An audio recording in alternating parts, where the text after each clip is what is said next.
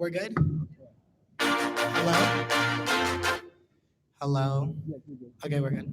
Do I turn it off?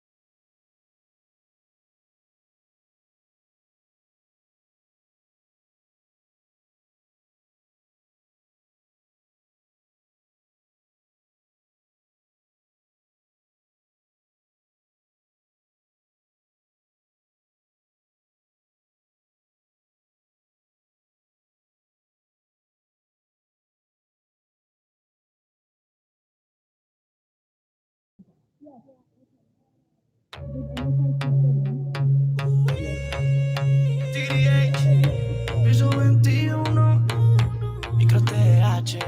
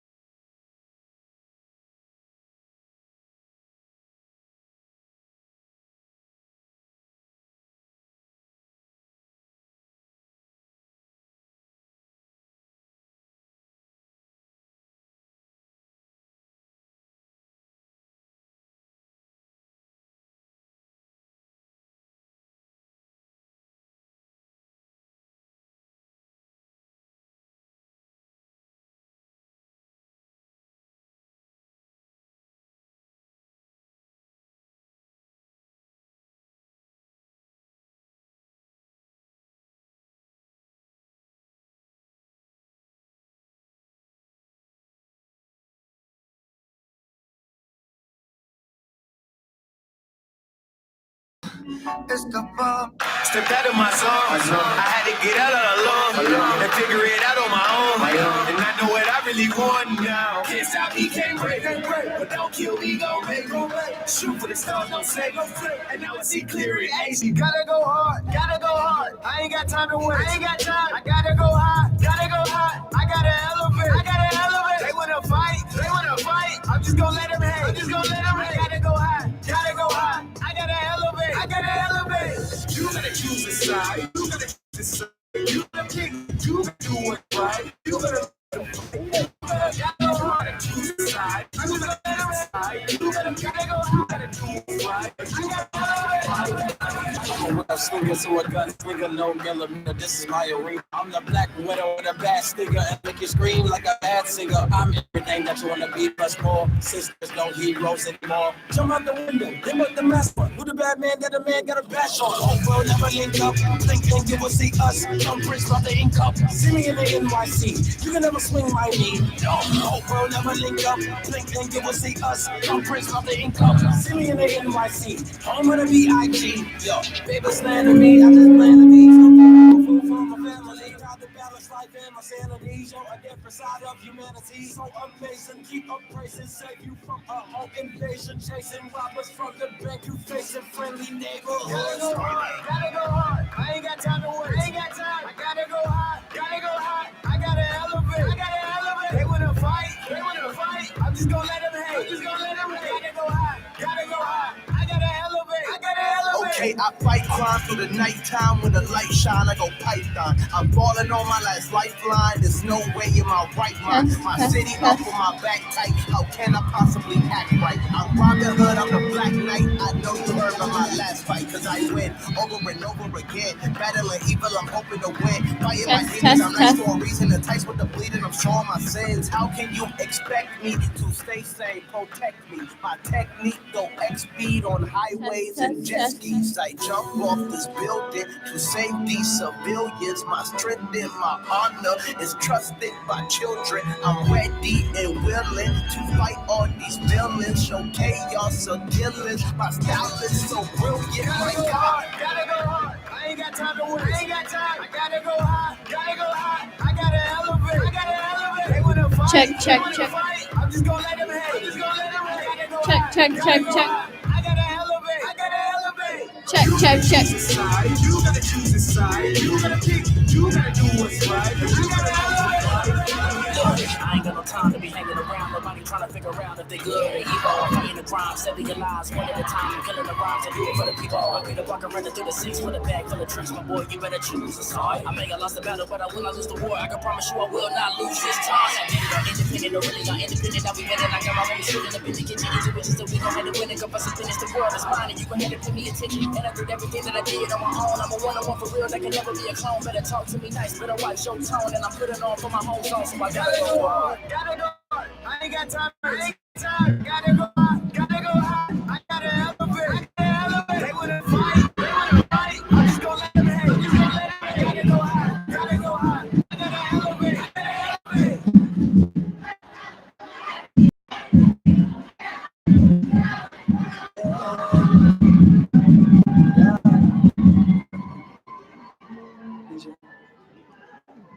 ¿Cómo explicarle a la conciencia que esto fue mi culpa? ¿Cómo decirle al corazón que tengo locura? Haces saber a mis ojos que no te verán nunca. ¿Cómo explicarle a mi boca que no la besarás? Y no es que muera porque no tenga tus besos, pero es que vivir sin eso es como vivir sin razón. Y si tú supieras cómo me duele el proceso de olvidarme de tu cuerpo, me destroza el corazón. Créeme un poco más, tienes un rico que tú me fuiste y no merezco este castigo. Soy un loco más que no he entendido.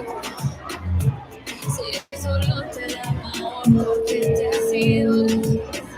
Es que se siente frío terrible. Ya no sé ni cómo decirlo. No sé decirlo. Me amas pero de que no sirves y aquí no estás. Ya no me voy a tocar. Solo pido una oportunidad para demostrarte que no muestras en mi vida. Pero ya tú no estás. En el mejor momento te vas. Solo pido una oportunidad para demostrarte que lo nuestro es amor de gran. Que no soy rico, que te meto si no merezco este castigo. Soy un loco más que me ha entendido. Si yo solo te daba amor, ¿por qué te has ido? Yo no puedo verte, no lo niego. A pesar del tiempo que pasó sin entendernos, yo Si sabía que por la monotonía me mentirías y que ironía es que ya tú no estás en el mundo, tú te vas. Solo pido una oportunidad para demostrarte que lo nuestro es amor de verdad. No estás en el mejor momento, te vas. Solo pido una oportunidad para demostrarte que lo nuestro es amor de verdad. Créeme un poco más, te lo suplico. Que tú me fuiste y no merezco este castigo. Soy un loco más que no ha entendido. Solo te amo porque te has sido. Créeme un poco más, te lo suplico. Que tú me fuiste y no merezco este castigo. Soy un loco más que no ha entendido.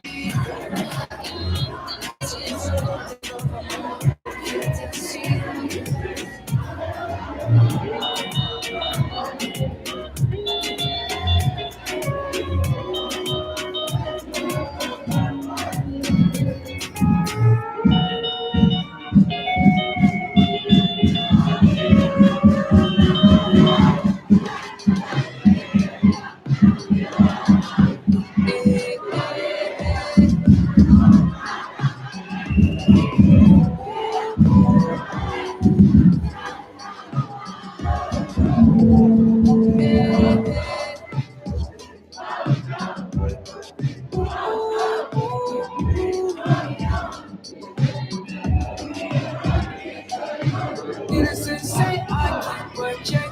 She was a bad man, nevertheless. Calling it quits now, baby, I'm a wreck.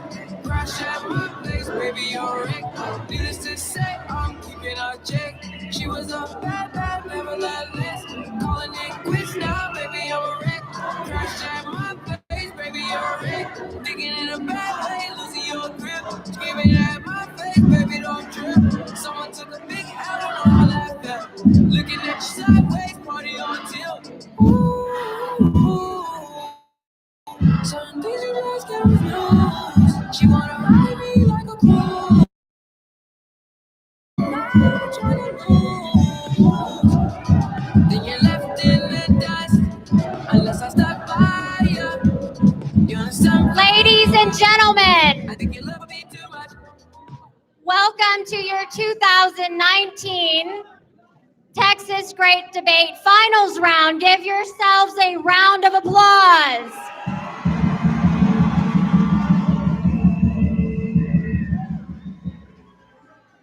Coming in right now are the 2019 Texas Great Debate finalists. Give them a round of applause.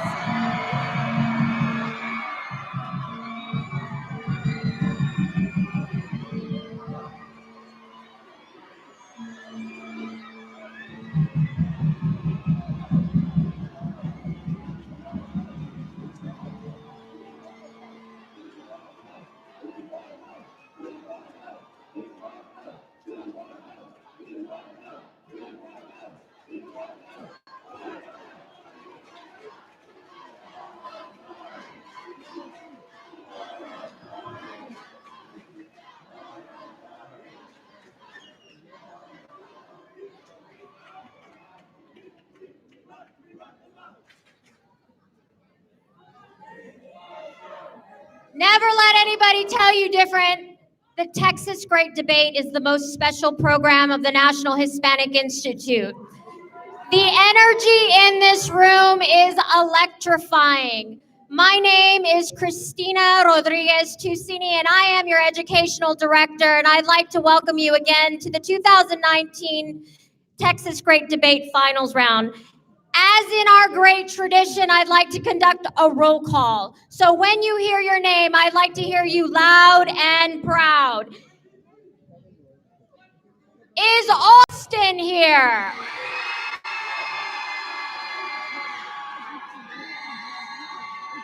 How about Dallas?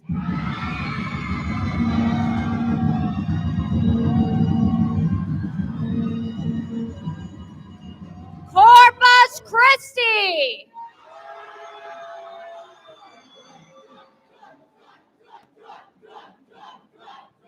El Paso.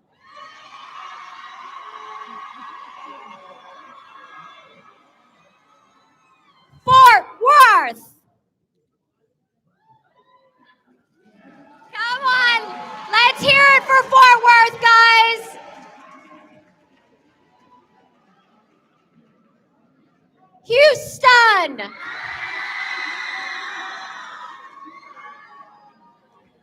RGV.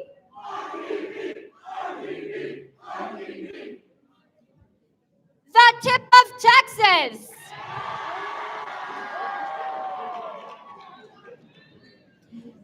And finally, San Antonio.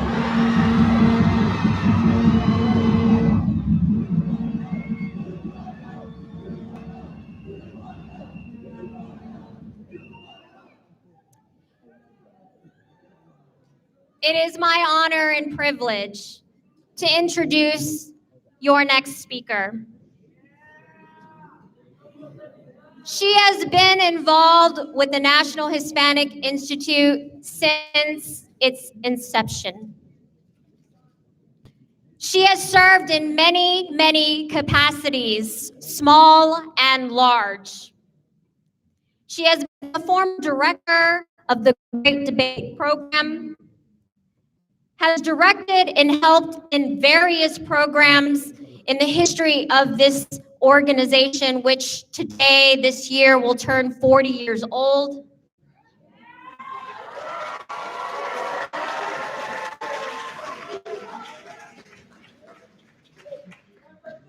She is a graduate of Vassar College, and she is the daughter of the founder, Ernesto Nieto.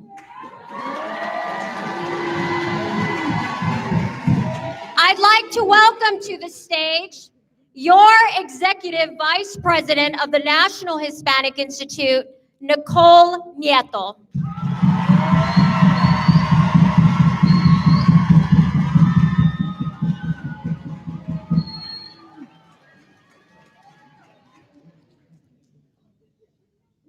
On behalf of Ernesto Nieto, the NHI board, and the staff, I'd like to congratulate the finalists in the 2019 Texas Great Debate.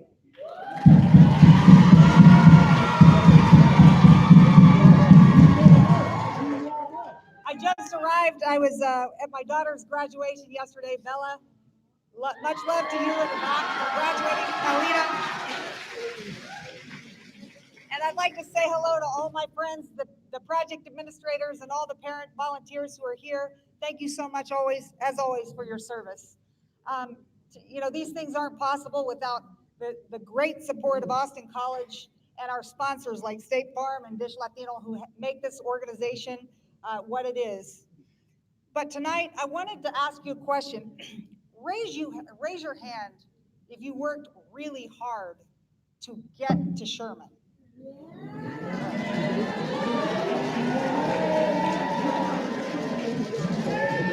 Now, I want to know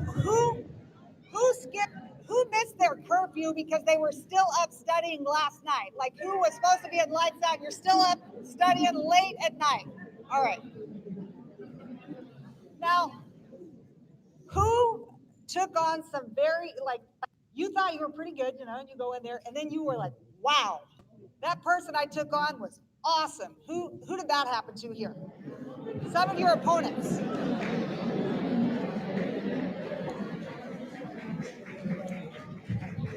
You gotta respect talent. You've had a good opponent. The opponents make you better. Now, I want you to think about one thing. Right now, I see everybody cheering for their region.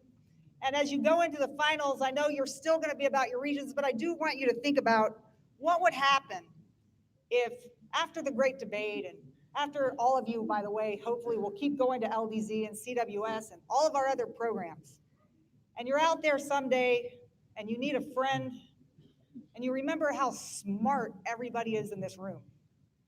And now they're not your opponents. Now they're your community. And you get to look around and go,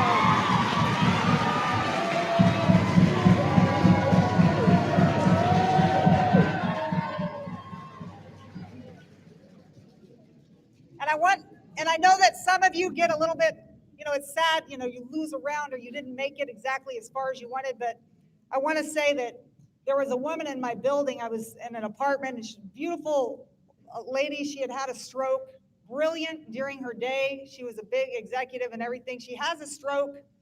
That can happen to any of us older people at any time. Someday, you know, your grandparents, your parents. And so you think about it. And so she lost a lot of her abilities. And they took away her benefits. She had people helping her, like in a wheelchair and all that. And one day she was so sad because they took away the lady who helped her, and she was sort of like on some benefits from the state. She called me and she goes, "Could you just please help me? I just don't know how to say it. When I talk on the phone, I can't speak anymore." And I said, "Sure, you know." And I thought back a little bit to some of the skills I had taken from NI. Those skills of building an argument, making a statement, doing my research, figuring out what she was entitled to. And I used those and I composed this letter. And these are thousands and thousands of dollars of benefits. And we thought, no, that's it, it's over. She's not going to get them anymore. I used my skills. We sent the letter. And about a week later, all the help shows back up at her door. Right?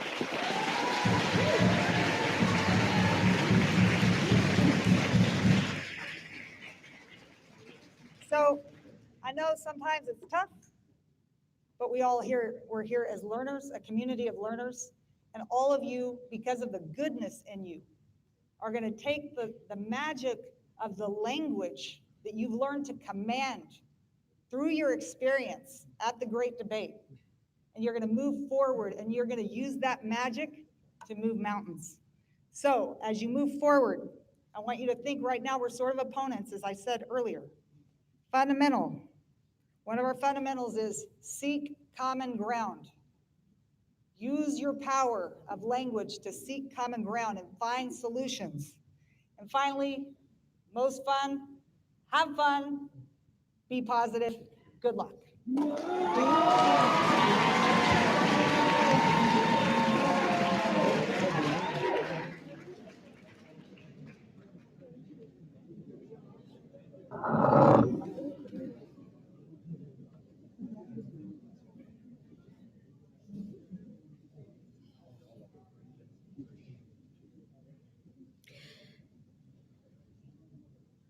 So without further ado, we are going to begin the 2019 Texas Great Debate Finals.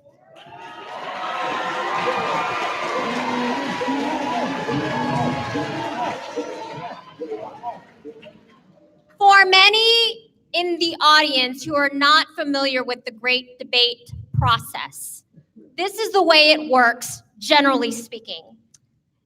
Day 2, we have a round robin tournament where each person is given the opportunity to argue and share ideas and research for at least 4 rounds. Once they have debated 4 times, we take the highest 16 scores/records for each category, and they advance to the elim rounds, or what we call the Sweet 16. For those that do not advance to the Sweet 16, they advance to our most popular game called Athenaeum.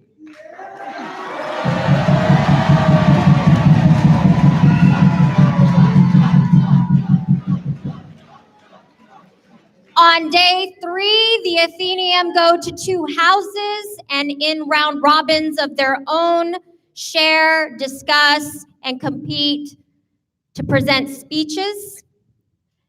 And the Sweet 16 finalists perform in a single round where if they win, they move on, and if they lose, they're eliminated. So today has been a very, very busy day. And I'm so proud that we are at this moment, believe me, and I know you are too. The category debate order for tonight will be first, cross-examination.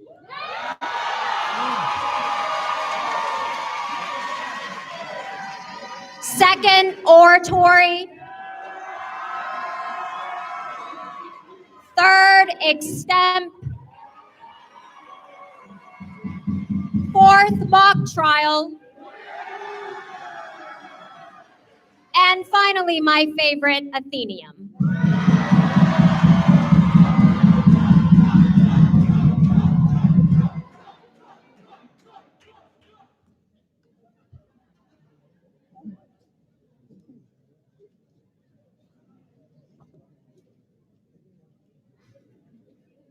Before we begin, we have to introduce our esteemed panel of judges.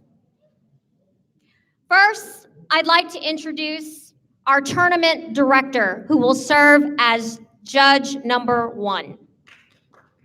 Our tournament director and judge number 1 is Javier Gonzalez from the tip of Texas.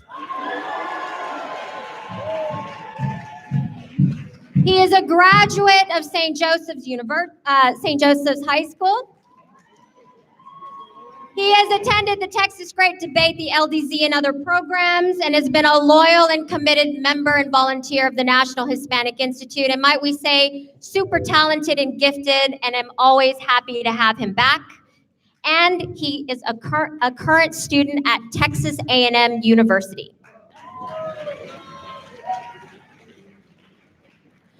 Our second judge is an alumnus from the 1990s LDZ, and her name is Rebecca Rocha Davis.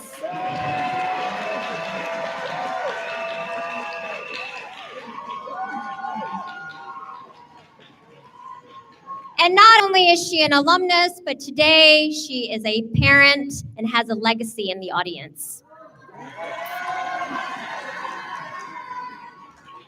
She is a graduate of Texas A&M University at College Station and very, very impressive, currently a pediatrician in San Antonio. And might I say she hails from Harlingen, Texas.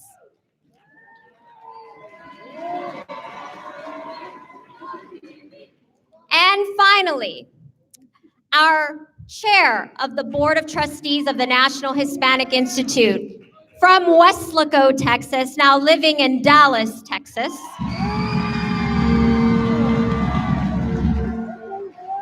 Michelle Saenz Rodriguez.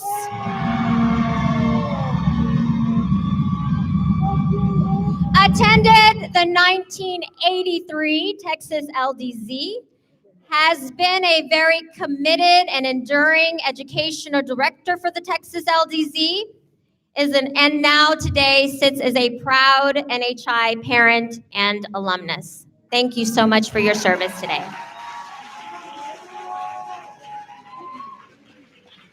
At this time, I'd like to begin with the Extemp draw. I'd like to call the Extemp Draw Room Director, DJ Zayas, or substitute, to the stage. And I'd also like to welcome your 2019 Extemporaneous speaking finalists, Sophia Holmes from the tip of Texas, and Ricardo Martinez from El Paso.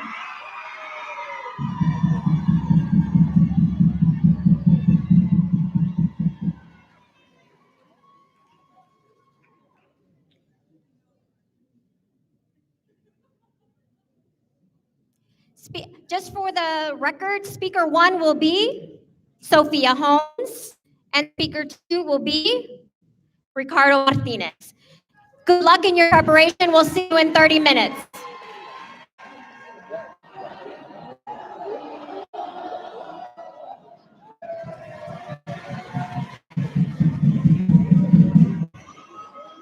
At this time, we'd like to call the cross-examination finalists to the stage.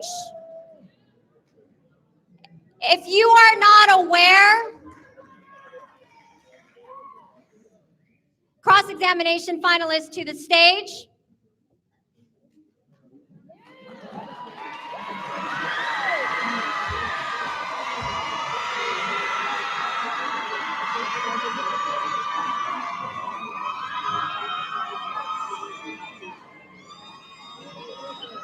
Your cross-examination finalists are Susana Moreno and Gael Bunso from El Paso, and Max Madel and Max Intebi from El Paso.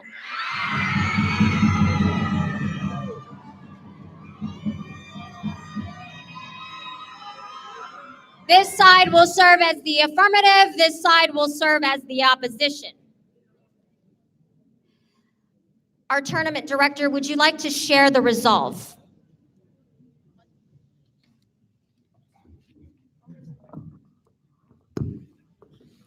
Resolved that Latino, Latina, Latinx leaders governing the allocation of financial resources for youth should prioritize investments in leadership development for young people as the best means of achieving positive social community change.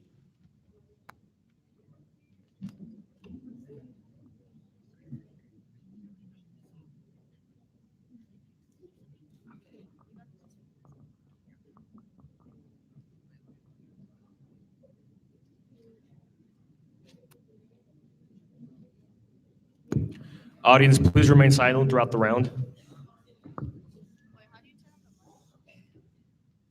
Time signals will be as follows: 2 minutes, 1 minute, 30 seconds, 15 seconds, 5, 4, 3, 2, 1, 5-second grace period.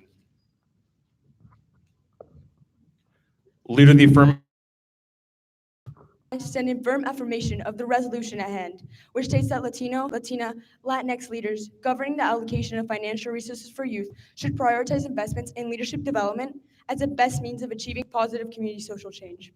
Our value is that of individual amelioration, which can be achieved by the promotion of a superintendent's proliferation infrastructure in the Latino community. Our first contention is that of representation. With the lack of leadership investment, Latinos do not have the resources to become an asset to the community.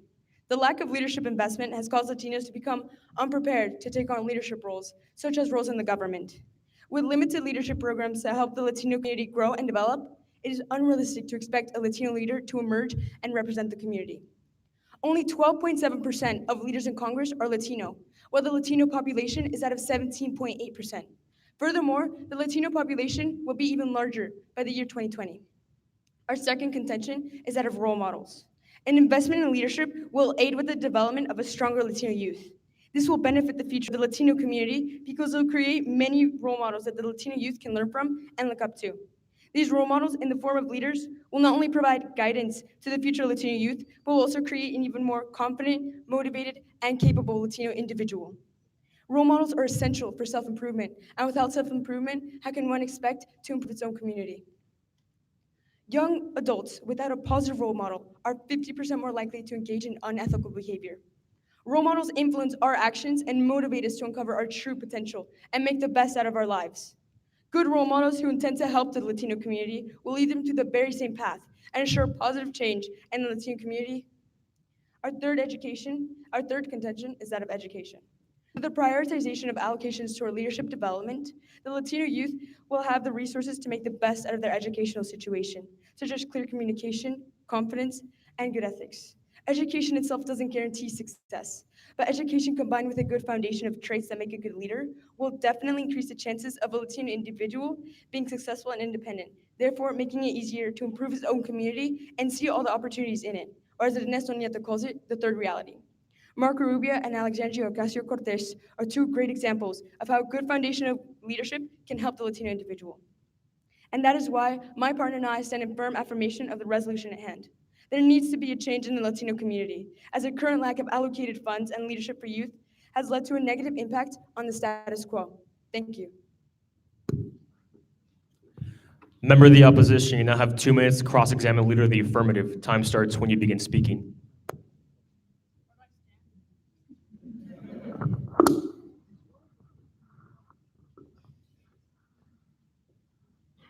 Partner ready? Opponent ready? Ready? At the judge's discretion. How do you relate your value back to the resolution at hand? Our value is that of self-growth.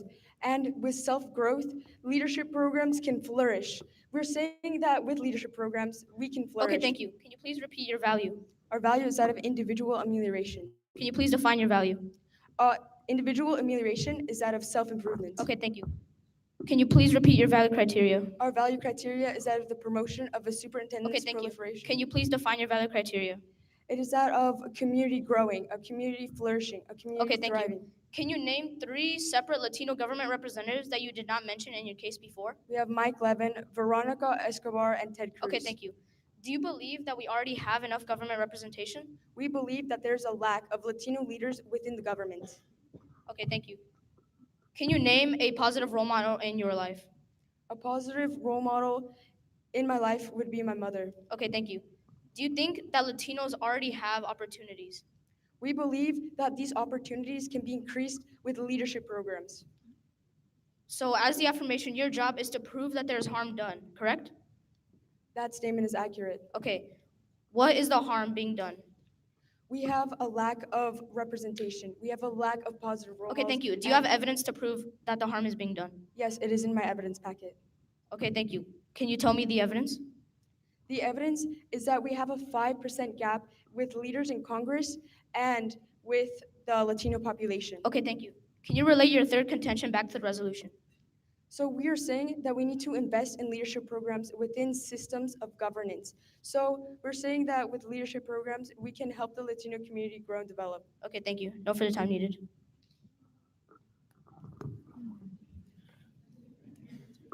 Audience, please remain silent. Leader of the opposition, I have 2 minutes of prep time. Time starts now.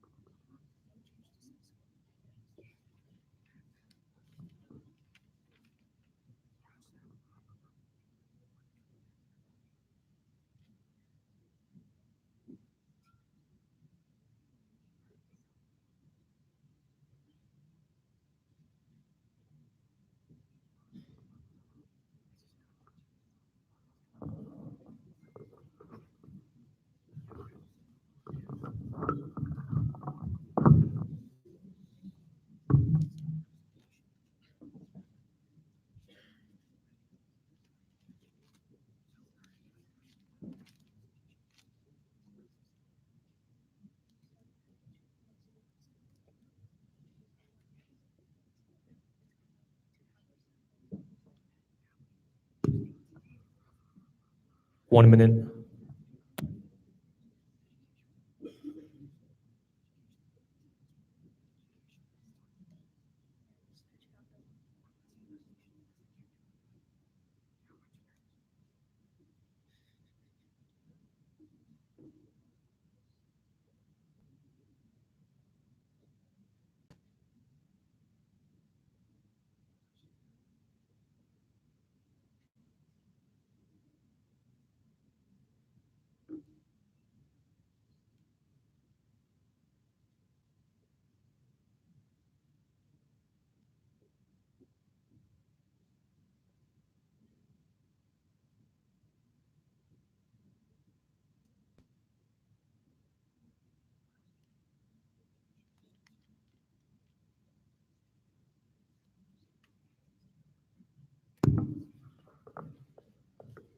Time.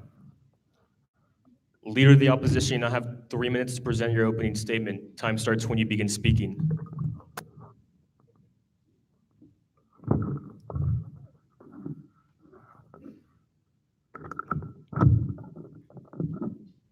Partner ready? Opponent ready? At the judge's discretion. As Ernesto Nieto once said, the Latino community is a powerful community. It is because of these words that my partner and I stand in firm opposition for the resolution at hand,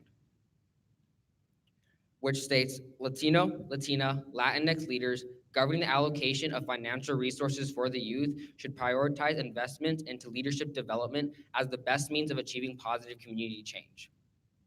Their value was that of self-growth, but the Latino community already has strong capabilities to grow without the need of investing money into leadership development.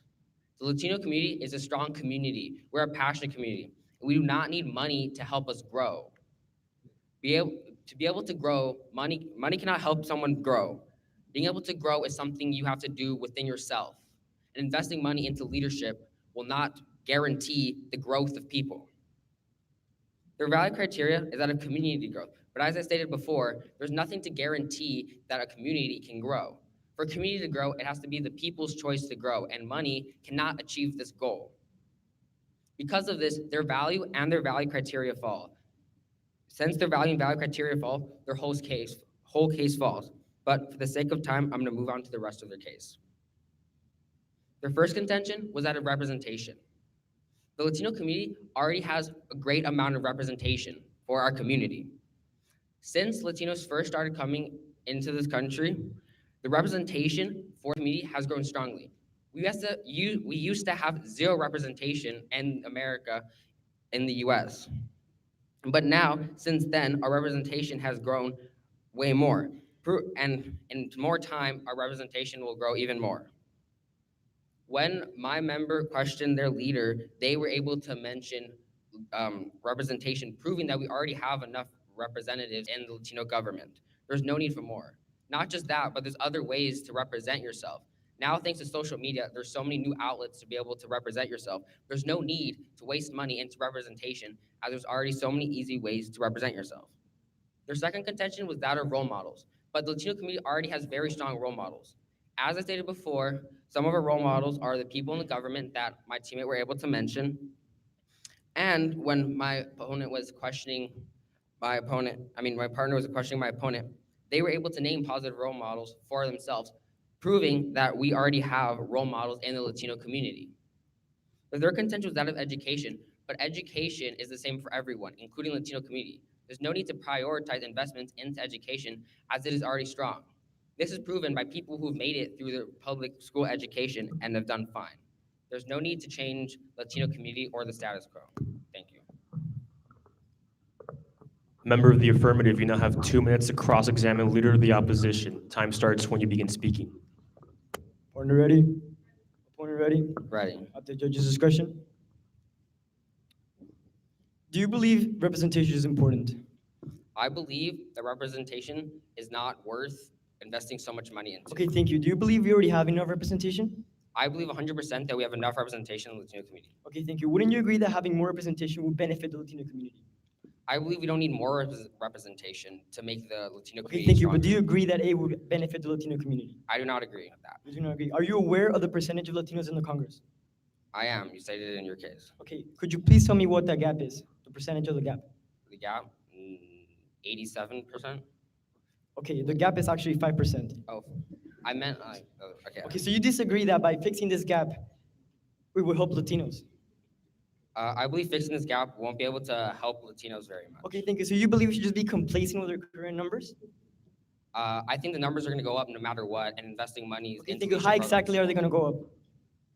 Can you rephrase the question? How exactly are they going to go up? Could you give me an example?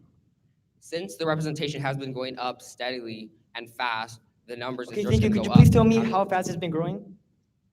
As I stated before, we used to have 0 people in the Okay, government. thank you. Are and you now- aware that before there was not that many Latinos in the US? So how do you expect for there to be representation for Latinos? And as there's more Latinos in the U.S. Immigrating to the U.S., there will be more government for the Latinos. Okay, thank you. This is exactly what we want to invest into leadership. So you don't believe that investing into leadership will create more representation? I believe there's no need to invest into leadership to make more representation, as there's going to be more Okay, representation. thank you. With all due anyway. respect, are you trying to say that we should keep a mediocrity mindset? I'm saying that there's no need to waste this money into trying to get leadership programs. As Okay, thank you. Moving representation on. doesn't grow anyway. Do you believe that role models are important? I believe that everyone already has role models, and I do believe. Okay, they're thank you. important, But do we you don't agree need- they're important? Yes, but we don't need more role models. We Okay, have thank you. enough. Could you mention me some role models? Some role models are like my family from Colombia. Okay, thank you. Do you think Time. Member of the affirmative, you now have 2 minutes to prepare for your rebuttal. Time starts now.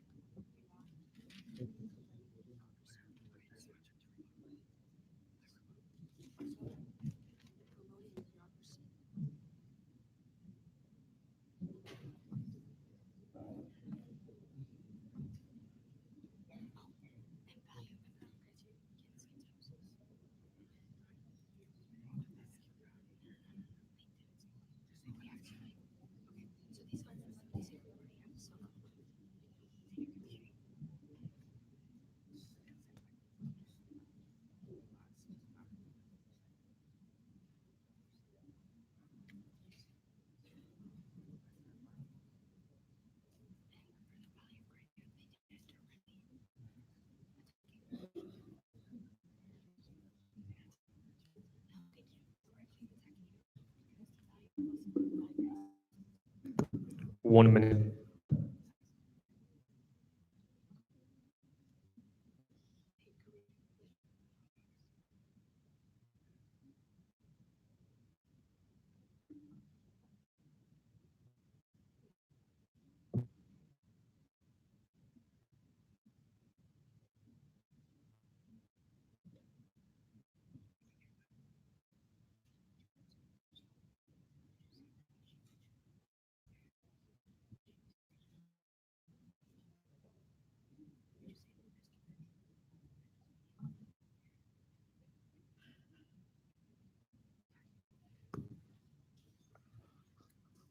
Time. Member of the affirmative, you now have 2 minutes to present your rebuttal. Time starts when you begin speaking. Opponent ready? Opponent ready? At the judge's discretion.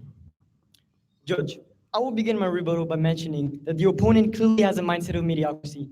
Now, Judge, I do not mean to insult my opponent by saying this, but Judge, if we do not strive for more, the Latino community will never have a positive social change. Now, Judge, the opponent clearly did not attack our value criteria. The opponent believes that just because because they attacked our value, they think that our value criteria can fall. Now, Judge, that is completely wrong. Our value criteria still stands. Now, for the sake of time, I will move on why our third contentions still stand. Judge, our first contention was that of representation. And I don't know if you heard my CX case, Judge, but the opponent clearly agreed with me on many occasions. Now, Judge, the opponent agreed that representation is important and that representation will indeed help the Latino community. But Judge, representation is something that we clearly need, Judge, and the opponent does not seem to accept this, although he did state that representation is important. Now, Judge, we must fix the gap of 5% in order to improve the Latino community. Moving on, Judge, the opponent clearly agreed that role models indeed help the Latino community improve by saying that role models are helpful to motivate and create confidence for the Latino youth. Now, Judge, our opponent asked my partner who her example of a role model was. My opponent answered her mother, but Judge, not all kids have the luxury of having families that they can look up to. Judge, we must see the bigger side of this. We must help the Latino community improve. Judge, moving on to our third contention, our opponent clearly did not listen to our third contention. We clearly stated that leadership will help create a better potential for the Latino community as they can use their education at its fullest potential. Judge, to end this, I will try to remind you that Ernesto Nieto himself said that leadership allows you to see the opportunities in your community. And this is what they call the third reality, Judge. No further time needed. Member of the opposition, you now have 1 minute of prep time for your rebuttal and closing. Time starts now.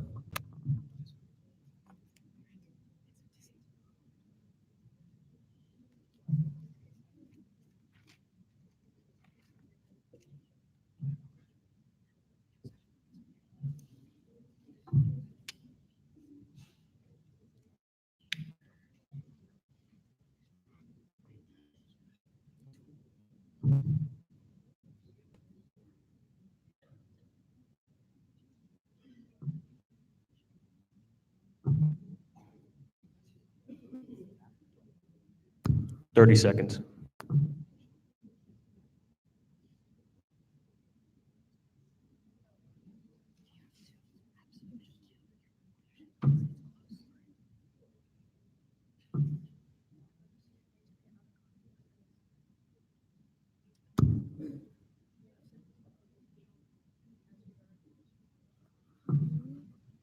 Time. Member of the opposition, you now have 3 minutes to present your rebuttal and closing. Time starts when you begin speaking.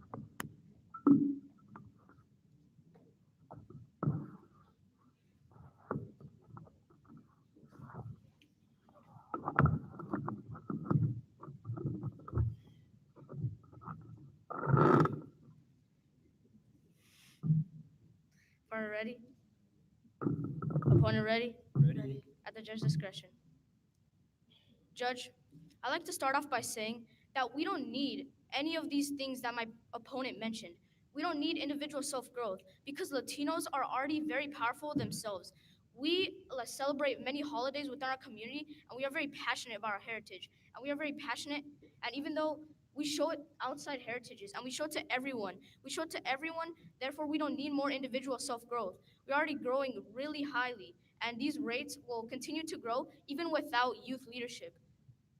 Their value criteria was that of the community growing. However, as I stated before, the Latino community is already growing very steadily, and we don't need more representation, and we don't need more youth leadership for our community to keep growing.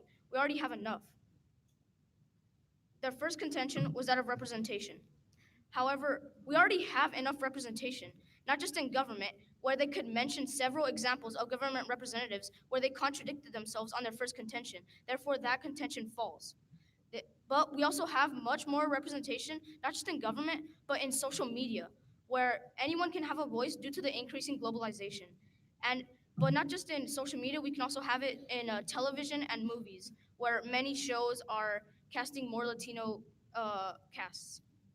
Their second contention was that of positive role models. And they said that not anyone can have a positive role model.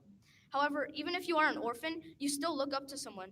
If it's on social media, or if it's a government representative, or if it's anyone, you still look up to people, even if it's your friends. You still have role models in your life, so we don't need to increase these role models if we already have some. The third contention was that of education. However, this falls because they stated that people could pass through education, and there are Latinos that have gone through education already, such as Ernesto Neto and Marco Rubio. We have many Latino people that have gone through education, and we don't need representation to increase the education. As representation is already increasing, therefore education will already increase without youth leadership development. So their value falls because the Latino community is already very powerful. Their value criteria falls because we are already growing, and we are very strong as it is today.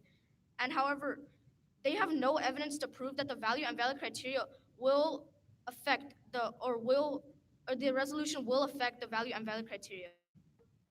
So they stated that representation was important. However, they took it out of context. He said that it was important, but we don't need more of it, as the Latino community is already increasing. As for the second contention of the role models, that falls because we already have enough, as she stated, her mother. And their third contention was that of education, and that falls because they gave several examples of Latino leaders that could go through education. Thank you. Member of the affirmative, you now have 1 minute to present your rejoinder. Time starts when you begin speaking. Partner ready? Partner ready? Judge, I will begin my conclusion by mentioning that just because we see 3 examples of criminal reputation does not mean we do have enough, Judge. That's only 3 of the few examples. Now, Judge, the opponent is clearly unable to see the bigger picture that Ernesto Nieto painted for us 40 years ago when he founded NHI. Now, Judge, we must see this, we must find this bigger picture that he painted, and we must be able to see that leadership investment is necessary. Now, Judge, before I finish my conclusion, I will give you a quick analogy on how important a leader is. Now, Judge, imagine me molding clay. Clay is the Latino community, and the hands are those of leaders. Let's say the person that has the hands is a bad leader, or he doesn't know how to mold clay. The clay will be uneven, and it will be badly shaped, and it will not be at its fullest potential. But now, Judge, let's say it's a good leader, or somebody who knows how to mold clay. The clay will be evenly shaped, and it will be nicely made, Judge.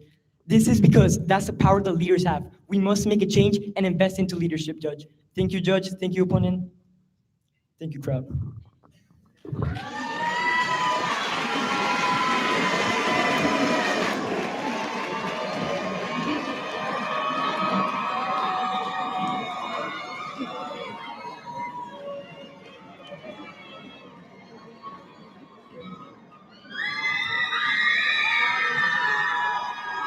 Somos NHI.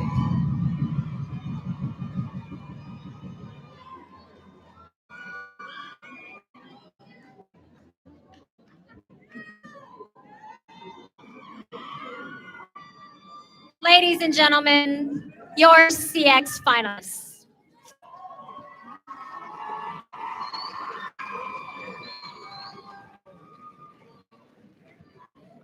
Moving on to oratory. Can we please have our 2019 Texas Great Debate orators to the stage?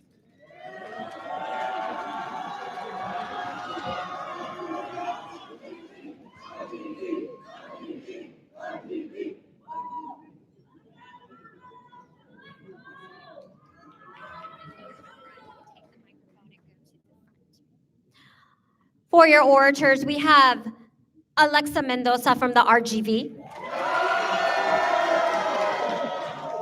And we have Giovanna Uribe from the RGV.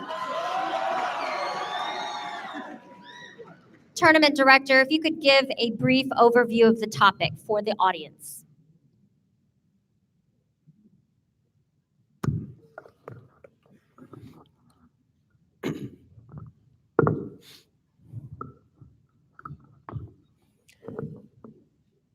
In your presentation, act as a mentor, a voice of wisdom. You are to propose 4 core values to the Latino, Latina, Latinx community leader of the future.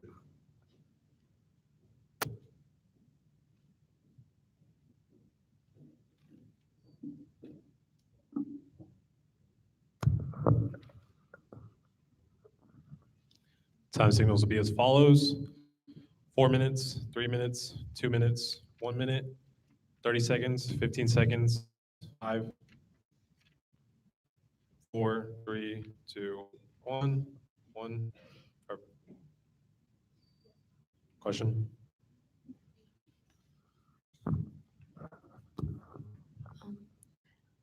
I was wondering if you needed my speech. No. Can I have an outline of your speech, please?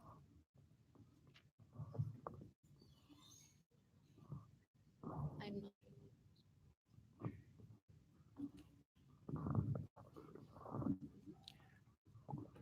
Speaker 1, you now have 4 to 5 minutes to present your speech. Time starts when you begin speaking.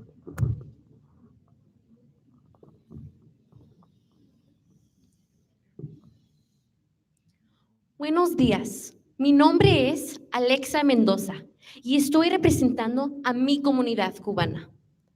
La revolución de Cuba ya tiene más de 60 años. Ha sido el último de muchos esfuerzos lanzados por el pueblo cubano para deshacerse de la dominación extranjera y la injusticia económica. Esta revolución, que comenzó con tanta esperanza, se ha vuelto agria. La Cuba de hoy no es definitivamente lo que se fue imaginado por muchos revolucionarios cubanos en la década de 1950. Cuba se ha pasado de ser un país socialista revolucionario en la década de 1960 a convertirse en un peón de la Unión Soviética, ayudando y justificando a su penetración imperialista en todo el mundo. ¿Qué fue el error que hicieron? El error que hizo Castro durante su gobierno fue no considerar los valores fundamentales necesarios para incurrir en su gobierno, los valores que nosotros como comunidad vivimos por. Just like Ernesto Nieto, founder of NHI, stated in his book, Third Reality, a different outlook and a new culturally unifying vision in a society need to be created. In order for us to have this, we must assess what type of values we should implement, which ones we should focus on, and which ones we must discard. Now, one value that has definitely stayed in the Latino community for far too long is the value of greed. When a leader is greedy, they are only doing what is beneficial towards themselves. They do not care about the community as a whole. Therefore, they are neglecting their people. And when the people are neglected, chaos and corruption start to form. In fact, according to Pew Research, 1 in 5 Latinos are living in poverty, and 1 in 4 are dying due to health issues. It could be due to the only 45%, less than half of Latinos are getting clean water, and only a percentage of them can even afford health care. Now, as we abandon greed, it will act as a domino effect and eradicate violence and poverty. Now, in order for the Latino community to prosper as a whole, the abandonment of greed can't be the only thing we must focus on. We must also focus on one of the values that's already so sacred in the Latino community, which is the value of respect. When you have respect in a leader, you are ensuring that the people will have a voice. You are ensuring that the people will be allowed to speak up without letting their opinions get oppressed. And when this happens, a conversation formulates. And when you have a conversation, you have ideas. And when you get ideas, you can build off of those ideas and you can creations from your very own people. However, this would not be possible without respect, because you need respect in order to give your people a voice. Now, one value that is definitely not displayed in the Latino community is the value of honesty. Many leaders in the Latino community are very dishonest. This causes for the people to get nervous because they don't know who to trust, because they don't know who to look up to. Because once you become dishonest, every single statement you have from then on is dishonorable. Therefore, when you are honest, you are ensuring that the people have a sense of relief. You are ensuring trust within the community, a foundation to a relationship that is absolutely crucial in the Latino community. Now, one value that goes hand in hand with honesty that should be implemented as well is the value of reliability. When you are reliable as a leader, you are ensuring that you are consistent. And when you are consistent, the people feel cared for. And when the people feel cared for, they will want to do more for the community. It's a 360 turnaround. They do for you as you do for them. But you need reliability. You need to be consistent to your people. So now, with the abandonment of greed, the focusing on respect, the implementation of honesty and reliability, you will see the Latino community prosper as a whole. However, if we don't do this immediately, we will see a downfall in the Latino community. We will see our beloved people fall right before our very own eyes. Our future Latino leaders. This is why we should abandon greed.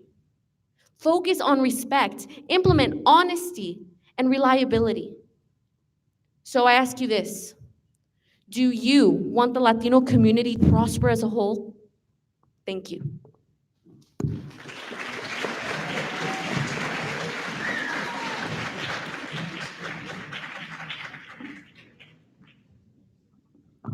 Speaker 2, you now have 4 to 5 minutes to present your speech. Time starts when you begin speaking. Buenas tardes, mi nombre es Ana Uribe y hoy quiero hablar de un tema que está creciendo en relevancia en nuestros países latinos. Me refiero a la gobernancia y, más importante, los peligros que amenazan no solamente nuestra gobernancia, sino también nuestros valores sagrados. Recientemente, la palabra corrupción se ha difundido mucho en nuestros gobiernos, específicamente en los gobiernos latinex. Lamentablemente, esta no es la primera vez que la corrupción ha infectado a nuestros gobiernos. De hecho, ha estado aquí por décadas, pero nunca había salido a la luz como lo había hecho ahora debido a las redes sociales. Países como México, Venezuela y Bolivia han sido contaminados por la corrupción, tanto en el gobierno como en posiciones de liderazgo. De acuerdo con el Foro Económico Mundial y su índice de percepción de corrupción en América Latina, Venezuela tiene informes de que el 26.6% de la población ha sido víctima de la corrupción. México se ubica con 27.2% y finalmente Bolivia lo lleva más lejos, con 30.2%. Y aunque estos números no parecen muy grandes, se traducen a casi 47 millones de personas solamente en esos 3 países que mencioné. Desgraciadamente, la corrupción es algo que yo misma he visto con mis ojos, al igual que muchos de ustedes. Debido a la creciente participación de la comunidad latina en asuntos mundiales, es importante que nuestros futuros líderes estén bien capacitados y que comprendan los valores que conforman nuestras comunidades. Es importante que nuestros hijos, nuestros futuros líderes, aprendan desde una edad temprana cómo alejarse de la corrupción. ¿Pero cómo hacemos eso? Al asegurarnos que nuestros futuros líderes aprueben ciertos valores fundamentales a fin de garantizar que el gobierno que nos rija sea el gobierno que merecemos. En última instancia, todo se reduce a lo que nosotros, como una comunidad, decidimos adoptar. Pero ¿cuáles valores debemos adoptar y cuáles debemos desechar? La respuesta es sorprendentemente fácil. Se trata de determinar cuáles valores proporcionan los mayores beneficios para la mayor cantidad de personas. Por ejemplo, el valor sagrado de la familia. Si hay una cosa que une continuamente a la comunidad latina, es la familia. Recuerdo las palabras de mi madre. Los amigos raramente duran, pero la familia es para siempre. La familia, para todas las comunidades, pero específicamente en la latina, es invaluable. Dicho de la mejor manera por Ernesto Nieto, la lección más importante que querían para nosotros es nunca dar la espalda a la comunidad latina, ni a nadie, ni por cualquier precio, y finalmente transmitirlo al resto de los niños por venir. Pero también hay valores que no tienen lugar en nuestra sociedad. Por ejemplo, la violencia. Los latinos tenemos costumbre de glorificar la violencia y a veces lo vemos como la única forma de salir de una situación pésima. Pero la violencia va directamente conectada con la corrupción. Y si no encontramos una manera de cortar esa conexión y sacar la violencia de nuestro gobierno, nuestras comunidades y nuestros corazones, nos vamos a encontrar justo donde empezamos. También tenemos que reconocer que hay ciertos valores fundamentales que no hay en nuestra sociedad. Por ejemplo, el valor de mantener una mente abierta. Los latinos tenemos un historial largo de ser cerrados a nuevos conceptos, específicamente si esos conceptos nos asustan. Pero tenemos que aprender que la única manera que vamos a poder crecer es si abrimos nuestras mentes a nuevas ideas. Y esto no es solamente para nuestro beneficio, sino también para el beneficio de las personas que se integran en nuestras comunidades. Igualmente, nos hace falta el valor del altruismo. Los latinos a veces solamente nos queremos cuidar a nosotros, pero tenemos que aprender que la única manera que vamos a crecer como una comunidad es si nos apoyamos uno al otro completamente. El valor sagrado de la familia, junto con el valor del altruismo y mantener una mente abierta, tienen la capacidad de incitar crecimiento en la comunidad latina. La implementación de estos valores depende completamente en la educación de las mentes jóvenes. Y aunque me refiero a la educación que recibes en la escuela, me refiero más a la que recibes en casa, la que viene de las palabras de sabiduría de tu madre o de tu padre. Tenemos una responsabilidad, como las personas mayores de nuestra sociedad, adoptar estos valores ahora, para que las generaciones nuevas puedan crecer con ellos. Los dejo con esto. El legado más importante que queda después de nosotros son los niños. Es crucial que ellos crezcan con estos valores, no solamente para mejorar su gobierno o sus comunidades, sino también para mejorarse a ellos mismos como individuos. Ellos son lo único que queda y por eso merecen un gobierno y una gobernanza libre de corrupción. Gracias.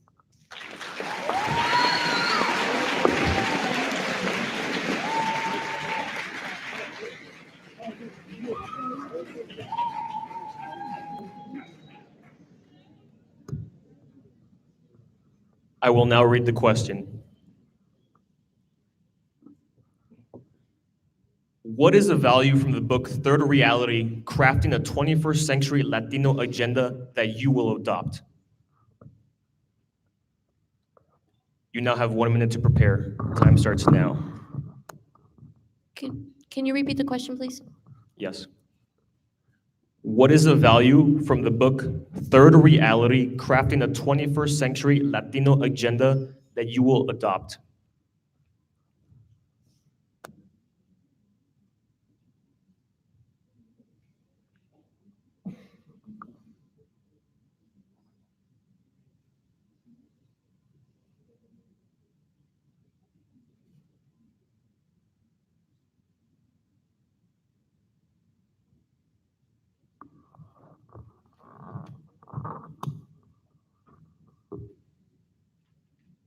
No further time needed. Speaker one, you now have 2 minutes to answer the question. Time starts when you begin speaking. The Latino community is such a great one and will continue to prosper so long so as we abandon greed, focus on respect, and implement honesty and reliability. Now, Judge, you asked me, what value from Third Reality will I adopt? Well, just like I stated before, Ernesto Nieto said, a different outlook and a new culturally unifying vision in a society need to be created. Now, the important word from there, unify. We need unity, and that is what I will adopt from Third Reality, because when we have unity, we are allowed to be a community together. We are allowed to start conversations together. We are allowed to be a family within each other. This happens here in NH High. From the moment I walked on here, I felt welcomed into a family. I felt like I was a part of something special. Now, my opponent stated that family was her sacred value.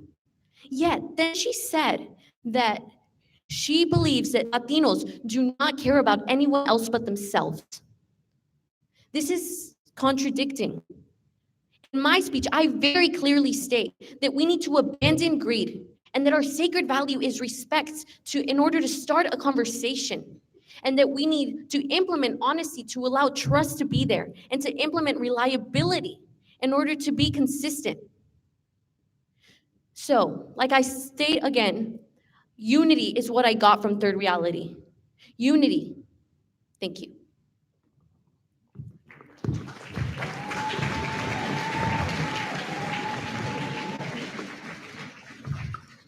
Speaker 2, you now have 2 minutes to respond to the question. Time starts when you begin speaking. Judge, in my speech, I talked about 3 essential values: family, selflessness, and maintaining an open mind. But you asked me, what would I gather from the book Third Reality? Well, I'll bring back my quote from my speech. El valor más importante es la familia. It's that simple. Family is the most important thing that we have. We hold it at our highest. We hold it in our government. We hold it in our communities, in our schools, in our work. It is the thing that surrounds us. It is that thing that embraces us. Family has had a history with us. It's the one thing that keeps us unified. It's the one thing that will continue for traditions to keep us unified. In response to what my opponent said, she misunderstood what I was trying to get along. We, as a community, are pretty tight. We love each other, and we are family. But we tend to be offish to people outside of our community, and sometimes even inside. But I'm proposing that we change that we step forward, that we embrace family completely, because they are the most important thing that we have left. They're the only thing we have left. Thank you.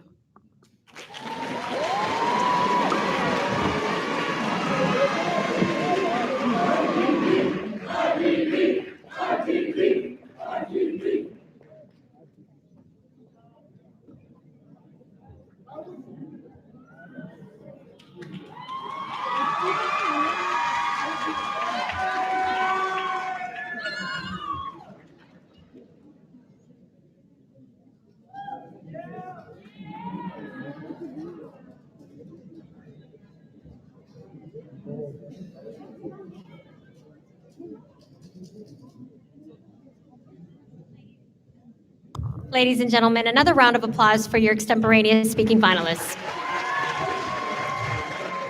Oratory, sorry, oratory. Thank you so much. It's been a long day.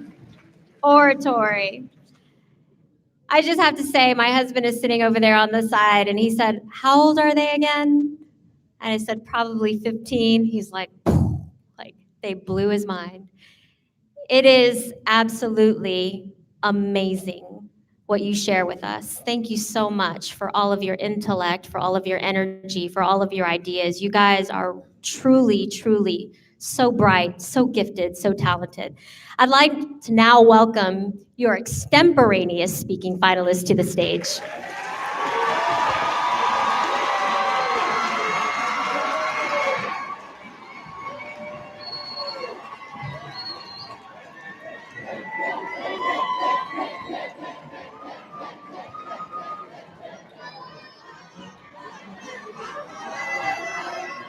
You may go ahead and take your spot. So we have Speaker 1, Sophia Holmes, and Speaker 2, Ricardo Martinez. Sophia from the tip of Texas and Ricardo Martinez from El Paso.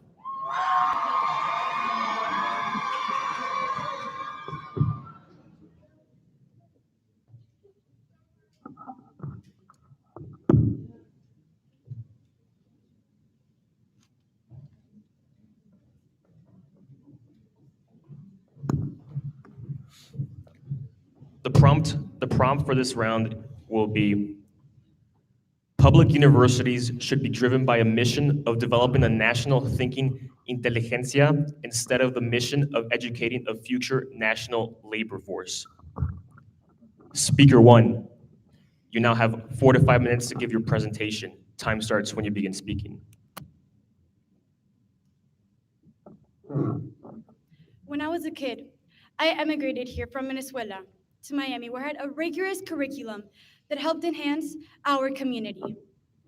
Every day, we would say a pledge, and then we would repeat the code of conductivity, and a fraction of it said, "I will do what makes me happy."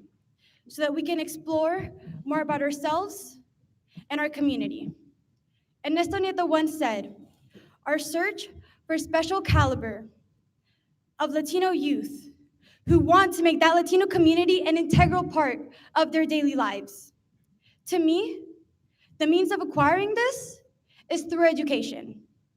Good afternoon. My name is Sofia Omes, and I'm standing here today in representation of the PRO, meaning that public universities should definitely be driven by a mission of developing a national thinking of intelligence instead of a mission by educating our future national labor force. Judge, I'm calling for a change that does not need to happen tomorrow, but instead needs to happen today. If we properly educate our leaders, not only will our economy prosper, but we'll properly train our youth for our future stressful eras. And today, I'll be talking on the intellectual, economic, and cultural points as to why this is. Intellectually, we will acquire more critical thinking skills. Economically, we will mend our community. And culturally, it is in the Latino beliefs and values to include strong work ethics. The opposing side could argue that by investing primarily in our labor force, we will improve our economy. However, I, as a student and as a Latina representing my community, am standing here today telling you and the rest of our society that this is not the case. We have seen countries that invest so tremendously in their army that their economy is dismantling its citizens. Culturally, according to Pew Research Center, Latinos communities' norms and values, as well as work ethics, have proven to enhance American experience and have made America an improving place to live. The issue of education is extremely important in our Latino society. According to Pew Research Center, 8 out of 10 Hispanics cited education as extremely important. When we put our education first, we are keeping this cultural value at our hearts. We're putting this cultural value in our schools, in our society, that will help out our economy. Intellectually, how would you like to be led? Would you like to be led by an imbecile that doesn't know their education? Or would you like to be led by somebody that properly knows how to lead and has a sense of community? According to Pew Research Center, education helps us build opinions and have points of view of things in life, which is exactly what a future leader will need if they want to properly lead our community. When you're more educated, you feel like a more productive member of society. And you know your rights and duties as a citizen. And this includes running for office and voting. Choosing who you believe is a better candidate takes critical thinking and deep understanding of what each party means, which is something that is only acquired through our education. So when you put our education first, you're increasing our representation, and you're also increasing our intellectuality. And economically, if we want to grow and prosper, we must invest in our future leaders and our future economy. According to Pew Research Center, 50% of employers are more likely to hire someone with a college degree. Just think about that. If we put our education first, more people will get their education, and higher their chances are of getting jobs, and more they will help out our economy, and the more they will help our future prosper. If we want to create an enhancing future that will improve our leaders, we must invest in our education, because education is our right. And as a student, I strongly believe that education is extremely valuable, and this is an extremely important part of the Latino community. Today, I repeat again the quote from Ernesto Nieto. Our search is for a special caliber and Latino youth who want to make that Latino community an integral part of their daily lives. With Time. Thank you.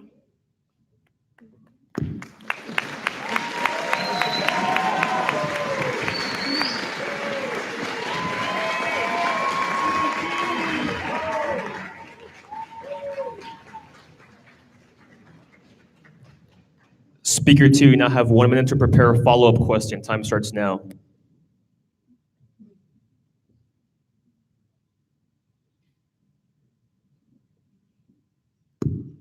Audience, please hold all applause till the end of the round.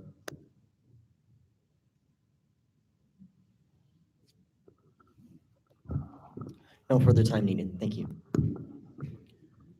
Speaker 2, you now have 1 minute to present your question. Time starts when you begin. With education as the priority in the Latino community today, and what we should really be focusing on, many people in the Latino community today still have jobs that they need to uphold and families whose mouths they still need to feed. So how can we bring education and labor and combine them to become the best of both, to benefit not only ourselves and our intellect, but our family and the economy as a whole? Thank you. Speaker 1, you now have 1 minute to prepare an answer. Time starts now. I believe the opponent would like me to restate my question. Go ahead. How can we as the Latino community effectively combine education and labor and bring them together to achieve the best of both so that we can benefit intellectually and through labor? Thank you.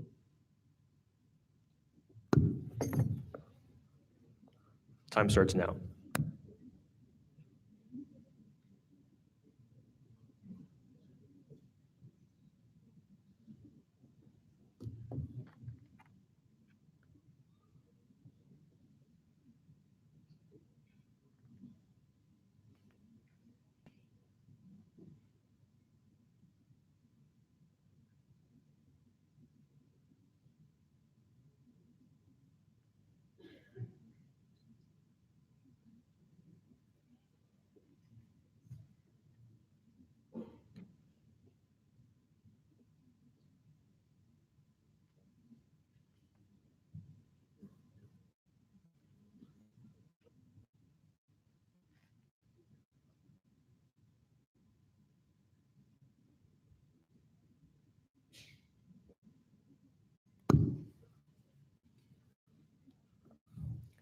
Time.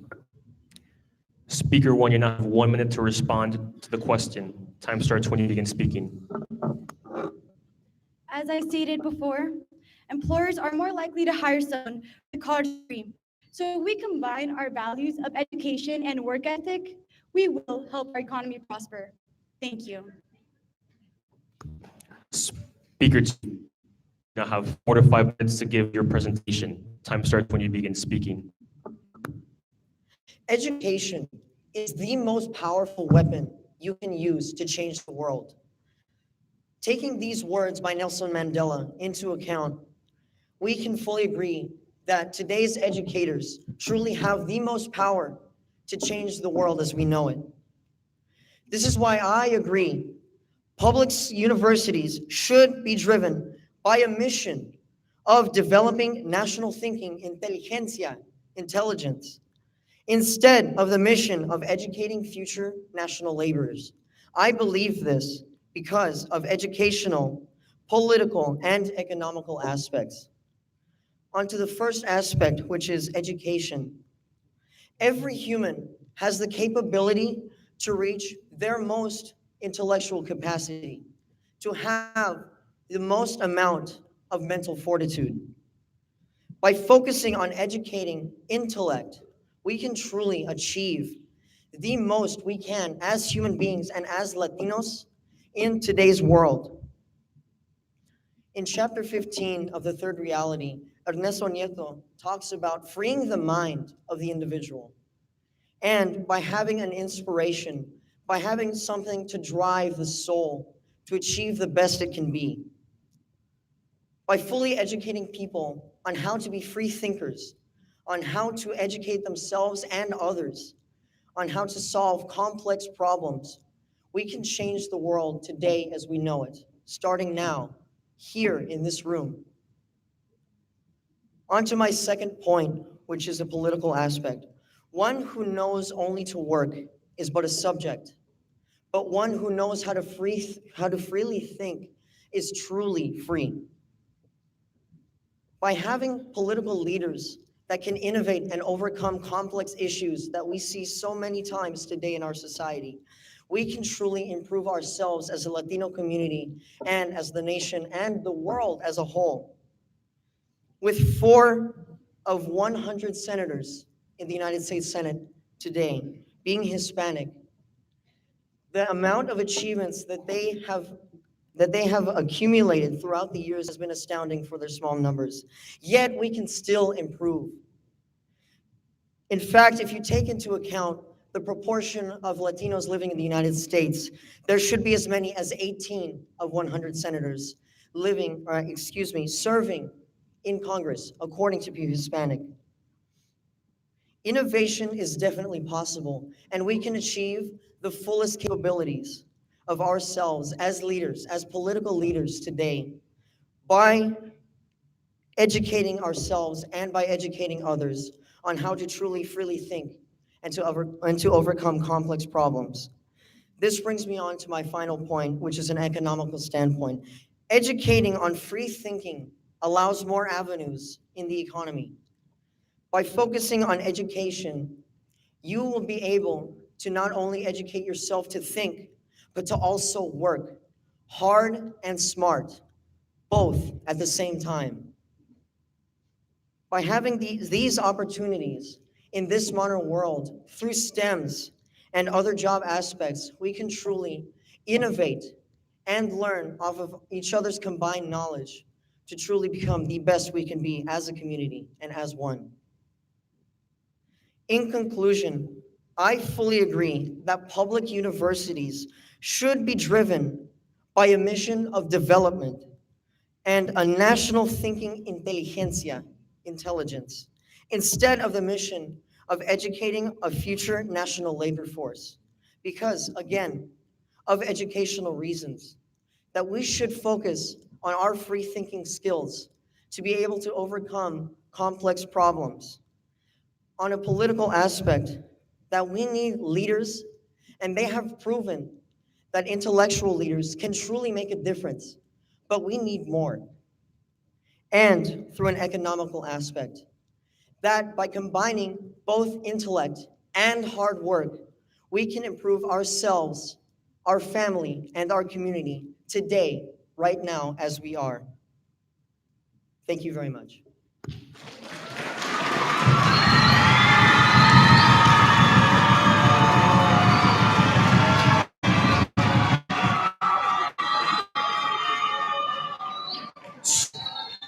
Speaker 1, you now have 1 minute to prepare a follow-up question. Time starts now.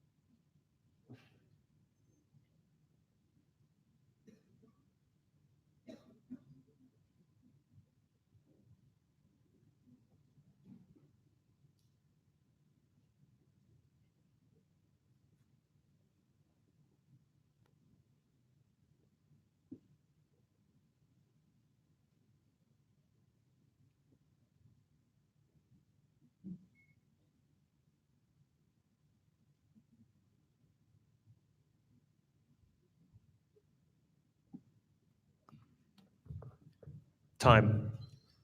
Speaker 1, you now have 1 minute to present your question. Time starts when you begin speaking. In your speech, you said that education on free thinking allows more avenues on the economy.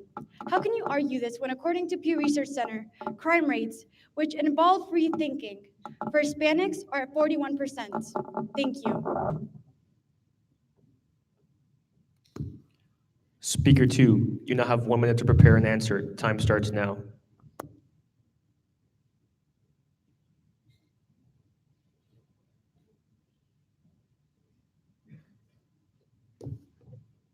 No further time needed. Thank you. Speaker 2, you now have 1 minute to respond to the question. Time starts when you begin speaking. As I've stated in my speech, by focusing on free thinking, we will truly become the best versions of ourselves, not only as individuals, but as a community as a whole. We can work together through our combined knowledge to help and support each other through our free thinking. Crime does involve free thinking, but if this is truly done right and we are to work together as a community, crime is not the priority that we should be focusing on. Rather, it is the priority of focusing on the best version of ourselves and not focusing on the moral turpitude of ourselves. Thank you.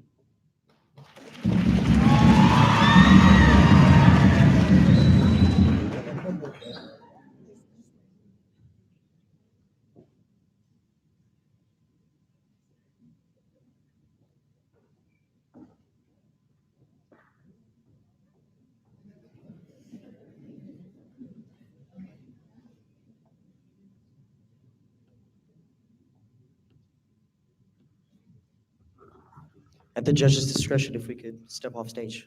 Yes, thank you. Thank you.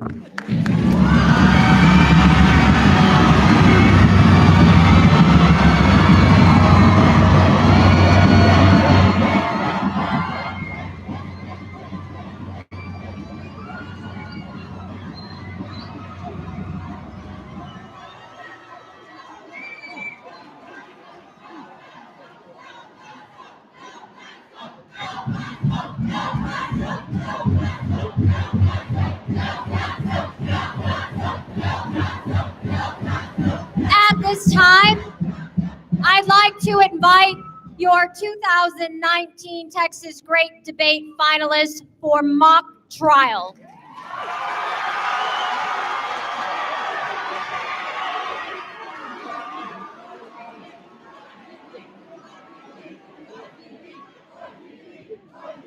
If we could have the plaintiff on this side and the opponent on this side, plaintiff on this side, defendant on this side. Ladies and gentlemen, a round of applause for Maria Jose Morales and Alicia Ordenes from the tip of Texas.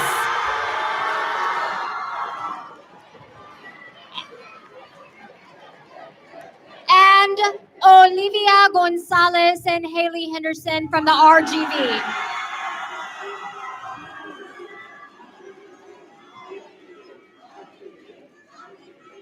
Our tournament director will read the issue proper for trial. Failure to adequately educate Latino, Latina, Latinx youth in matters of governance is inconsistent with the values and goals of the community found under Article 11.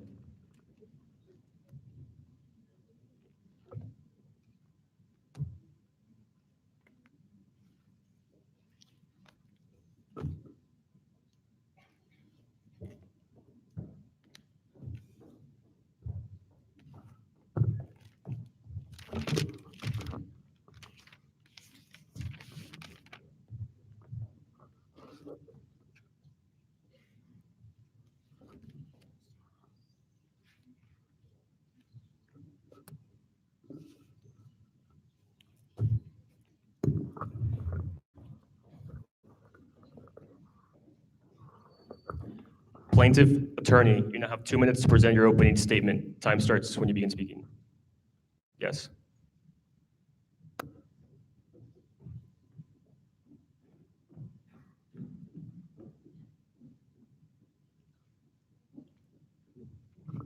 Your Honor, may I have the floor? You may.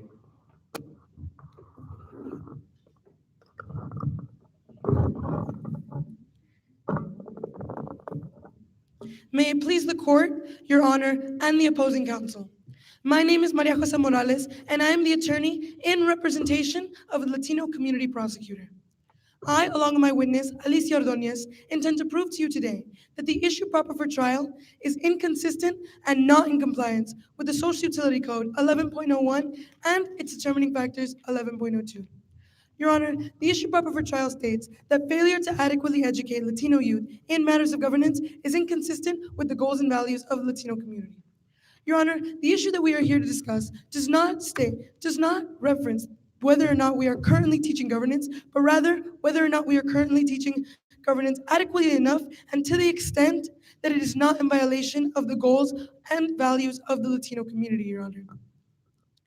Your Honor, the current trends and paths that we are following as a Latino community in regards to progression and growth are not paths and trends of success. And if we are not succeeding currently and in the present, how can we expect to succeed in the future? Failure does not become success without change. Failure does only become more failure without modification in the ways that we are teaching governance. The ways that we are teaching governance, Your Honor, do not promote any of the subsections and do not allow for the positive growth of the community whatsoever. The adequate education of governance is very much needed because governance is a very important value and a leadership structure as well as internal organization that promotes growth, that should promote growth. Should it be adequately applied and educated to Latino youth? But considering that it is not being adequately educated, it is in violation and therefore a detraction in the community. Your Honor, as plaintiff, we only need to prove the slightest violation in any of the subsections, for they define Article 11, proving violation. Thank you.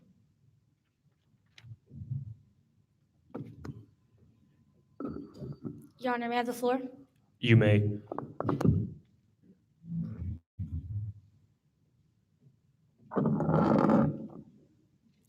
No one is born a leader. No one wakes up one morning knowing how to address a crowd or properly engage an audience. My opposing counsel and I were taught these things by our community leaders. Good evening, Your Honor. My name is Olivia Gonzalez, and with me is my witness, Haley Henderson, and we are here on behalf of the Office of Latino Community Defender as a defense. Your Honor, the reason we are on trial here today is because the plaintiff is claiming that the Latino community leaders are failing to adequately educate the youth on matters of governance. What they are failing to do is seeing all the good that our leaders do for our students, how the culture enriches them, the values and the morals it teaches them. Your Honor, they are also claiming that the defense is in violation of the social utility codes found under Article 11, which is simply false. You might be wondering, what are the social utility codes? The social utility codes are the backbone of our Latino community. They're what we as a community use to render the peace and justice. Your Honor, I'd also like to bring to your attention that the plaintiff comes here carrying the burden of proof, meaning that they have to prove to you beyond a reasonable doubt that the social utility codes are being violated. If they do not complete this, then we, the defense, have fulfilled our purpose. Your Honor, you heard me mention reasonable doubt, and I'd like to clarify what that means. Every time you have a doubt in your mind that maybe the leaders are teaching the kids governance, maybe they are influencing them in the right way, you'll know that we, the defense, are in the right. Your Honor, I'd also like to bring to your attention that the stipulated facts were agreed to by both parties, and nowhere does it state that the leaders are failing to adequately educate the youth on matters of governance. So not only do they have to prove their argument valid, they also have to point out an issue in our current community. Your Honor, my witness and I, we're not worried because we come here with substantial evidence to prove to you not only are the leaders educating the youth properly, they are promoting them. Thank you. Audience, please hold all applause.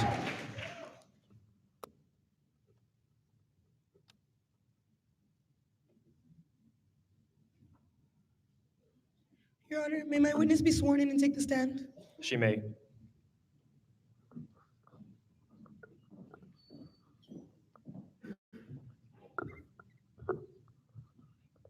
Do you promise to tell the truth, the whole truth, and nothing but the truth, so help you in HI?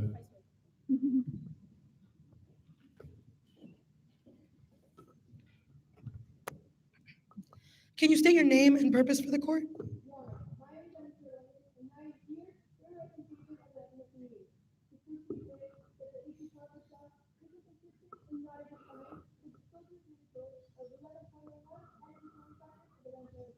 What is the issue brought before trial?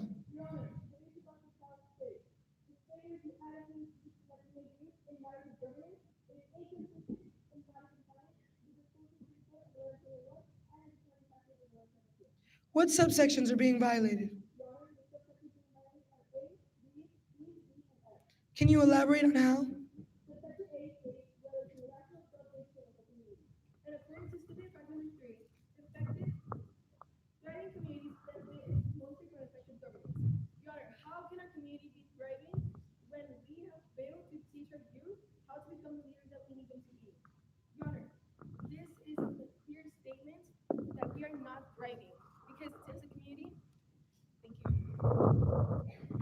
Because as a community, we need to thrive together. Subsection B states whether it's in the progress, excuse me, in the progress of the political and economic progress of our whole community. I'd like to refer to the evidence packet number 44, which states, Exhibit 44, Latinos are far less likely to have a government job, and the gap widens at the senior executive level of public sector.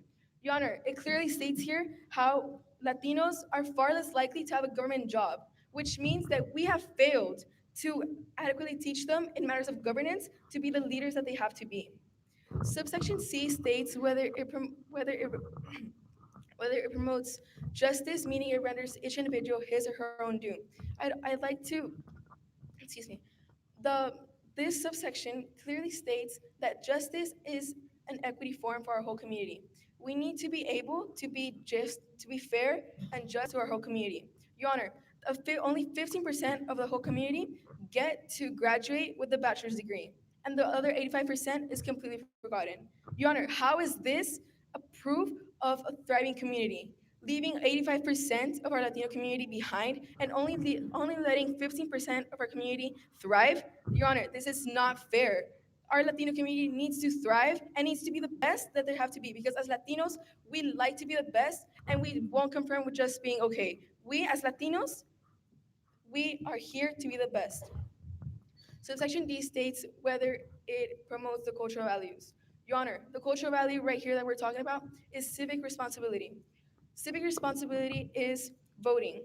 But Your Honor, right here, I'd like to go to my evidence packet. Evidence number 18. First voter turnout rates for Hispanics have been significantly below those in other groups. In 2016, fewer than half, 48% of Hispanic eligible voters cast a ballot. By comparison, 64.1% of whites and 66.6%. Thank you. Your Honor, may I approach the opposing counsel's witness?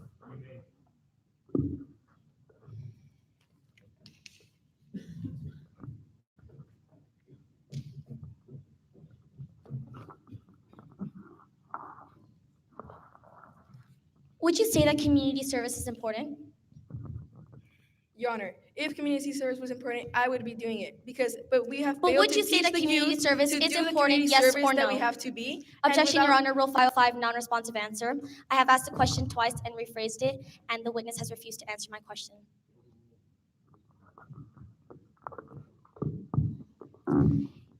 Do Latinos value giving back to the community? Your Honor, if we were to value to give back to our community, it would mean that we have been given enough to give back to our community. But today, Thank you. here, what we're So arguing would you say is that that we are not getting community enough service is a to form be of the giving back to leaders the that we have to community? be and provide to our community. Objection, Your Honor, Rule 505, non-responsive answer. I completed my question, and the witness was still held up on the past response. Would you say that community service is a form of giving back to the community? No. So picking up trash would not help the community or give back to it in any certain way? If our youth was being taught since being little about this, it would definitely mean. But I Would don't believe that this is picking up important trash because we have. or helping the community or helping a student give back to the community? Objection, Your Honor. Repetitious question, Rule of Evidence 507. She asked that question right before she asked it again. That is twice in a row. Response. Your Honor, I have rephrased the question as a second time, and the witness has still not responded to the question.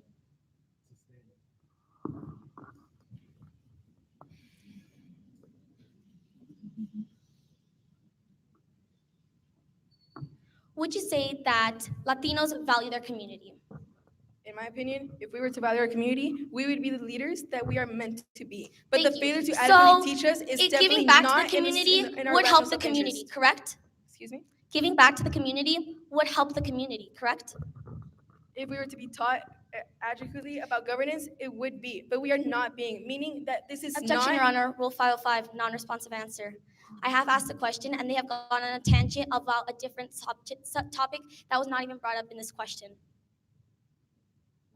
Your Honor, my witness was answering to the best of her ability in the way that the opposing counsel was wording the question, and she did get to an answer. It was very much relevant to the question that she asked.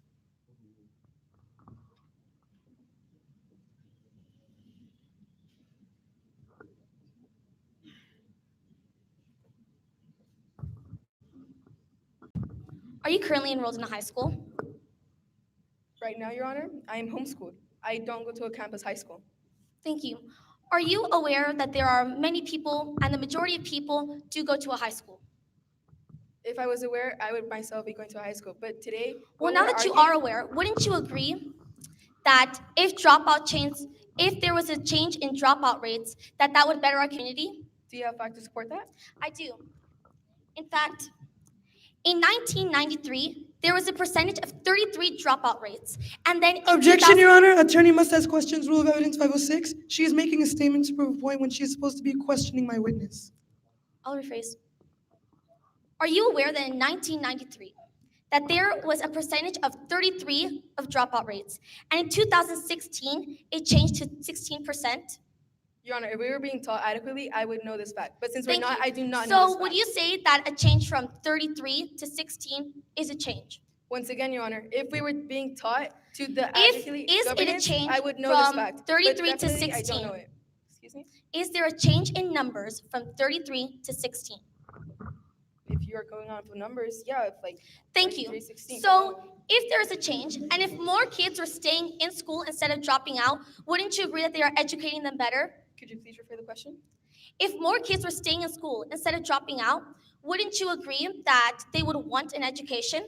Your Honor, the failure to adequately teach makes our youth have to drop out so that they can feed their families, which is definitely not in their self-rational But community. if they were dropping out, and if the dropout rate had decreased, wouldn't you say that our education is getting better? Exactly, as you stated, if. Right now, we are discussing a real Since it is a fact, since the dropout rates have decreased, wouldn't you say our education is getting better?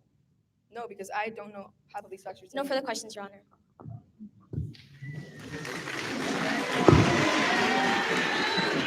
Your Honor, may I approach the witness? Your Honor, may I approach the witness?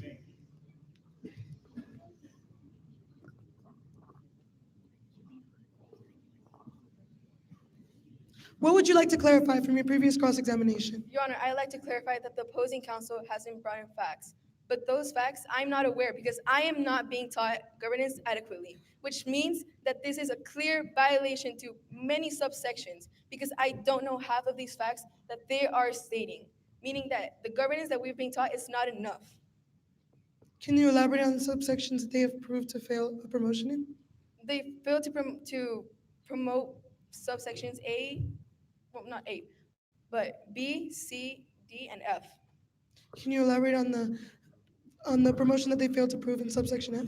Your Honor, subsection F states that it encouraged Latinos to seek answers inside the community before going out into outside institutions. But Your Honor, if our community is failing to teach the Latino youth in matters of governance, why would they want to stay in this community when they can clearly get better answers outside communities because outside communities are the ones teaching governance at its fullest extent? Thank you.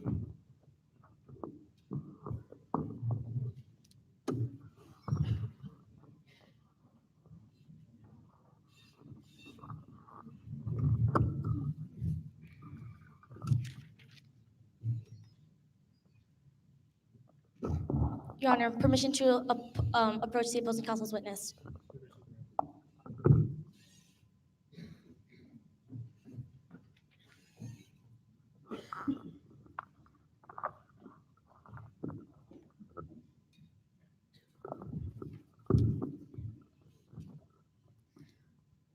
You previously stated that you weren't aware of a fact from 33% to 16%, a change in that, correct? Once again, Your Honor, if I were to be adequately taught governance, But you I are would be aware of now, this fact. correct? But since I'm not, I clearly But do you not know are this aware fact. now, correct? Yes, after what, 15 Thank you. years of me Would you being consider alive? NHI participants to be community leaders? Excuse me? Would you consider NHI Objection, Your Honor. participants? Outside of scope of redirect examination, Rule of Evidence 504, I did not mention NHI in the redirect examination. Your Honor, we're talking about community leaders, and we, using our voices here, are community leaders. So NHI participants have all the right to do with this topic.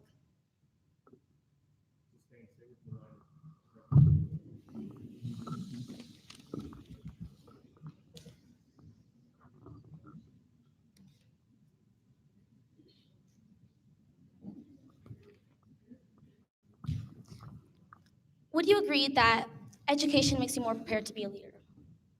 Your Honor, education is key, but many people Thank aren't being you. taught enough. And that is a would you clear say that if violation more to many people of are the staying in subsections. school, they are being educated? Excuse me? If more people are staying in school instead of dropping out, wouldn't you agree that they are being educated? Your Honor, if they were to be educated enough in matters, they would not be dropping out. Objection, Your which Honor. Rule clearly- 505, non-responsive answer. If people go to school to be educated, will they learn stuff? That's what a school does, teach the youth. Exactly. So if more kids are being taught stuff, don't you think they'd be better prepared to be leaders? Your Honor, if the schools were to No further teach- questions, Your Honor. Your Honor, may my witness leave the stand?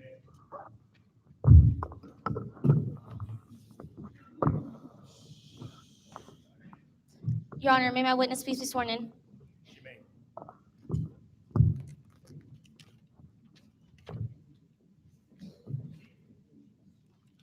Do you promise to tell the truth, the whole truth, and nothing but the truth, so help you, NHI?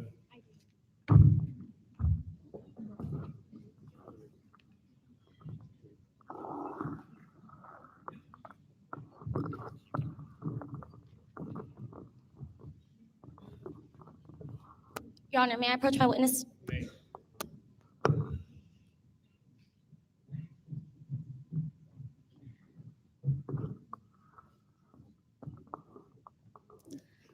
Please state your name and purpose for the court.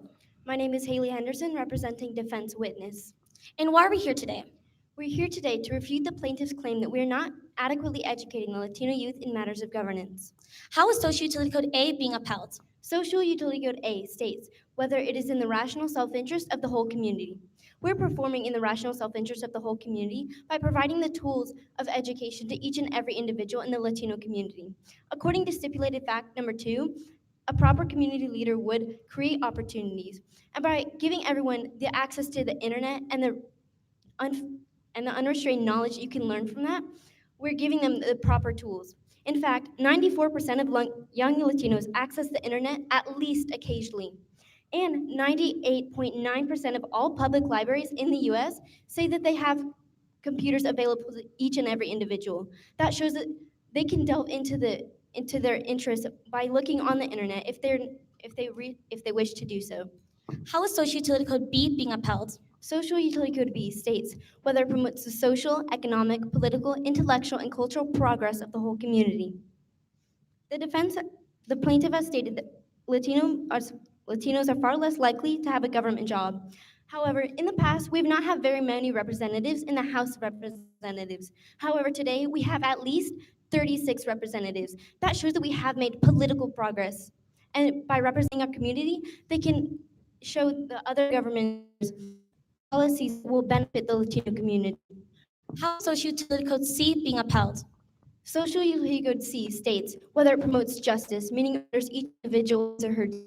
By requiring each and every individual to go to school for a certain amount of years in their life, we're providing the same foundation for each and every individual. And if they seek to learn higher, they can look on the internet and delve into their interests, or they can attend after-school tutoring and join clubs. How is Social Utility Code D being upheld? Social Utility Code D states whether it promotes the cultural values of the whole community. Religion is part of who we are as Latinos, and 83% of Latinos claim a religious affiliation. Since we believe in the church, and the church preaches that we should forgive others and lead by example, that shows that when we listen to them, we are benefiting the community because we are listening to them, and that is part of our identity as Latinos. And even those who are not religious, they are affected by those 83% of Latinos around them. How is Social Utility Code F being upheld? Social Utility Code F states whether it encourages Latinos to seek answers inside their community before seeking answers from outside institutions. The Latino population is projected to be at least a fourth of the US population by the year 2025. And that shows the more Latinos we have, they claim themselves as Latinos and they're not going to other communities because they still pride themselves in being a Latino, therefore upholding Social Utility Code F. Thank you, Your Honor. No time needed.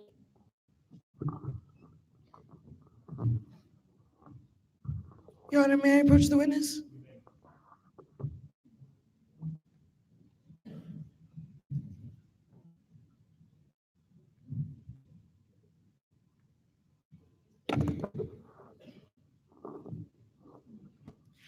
Would you agree that civic responsibility is a cultural community value of the Latino community? Yes or no? Could you define civic responsibility, please? Are you aware that civic responsibility is the activeness in the community and giving back to the community? Well, now I'm aware because you stated the definition. So are you aware that the civic responsibility is an important value of a successful community? It depends what you hold as responsibility to yourself. Would you agree that civic responsibility includes participation in civic activities? If you believe it is a responsibility, then yes, you believe that it is an action. Are you aware that voting is a civic activity? Again, that is up to the opinion of each and every individual. Isn't governance a leadership structure? Yes, it is. So wouldn't you say that a civic responsibility rates are affected by our leaders? No, I would not, because civic Are you saying that it is responsibility not your a own leader's opinion. responsibility to encourage the Latino community to be more active in their own community? We should encourage them to be prosperous and look for the benefit of our own Latino community. So we should not be encouraging them to be active in our community. We encourage them Do we to- have a community if we do not have active participants in a community? We have a community regardless. Can you please, I would like to refer to my evidence packet, exhibit number 18. Can you please read exhibit number 18 of my evidence packet?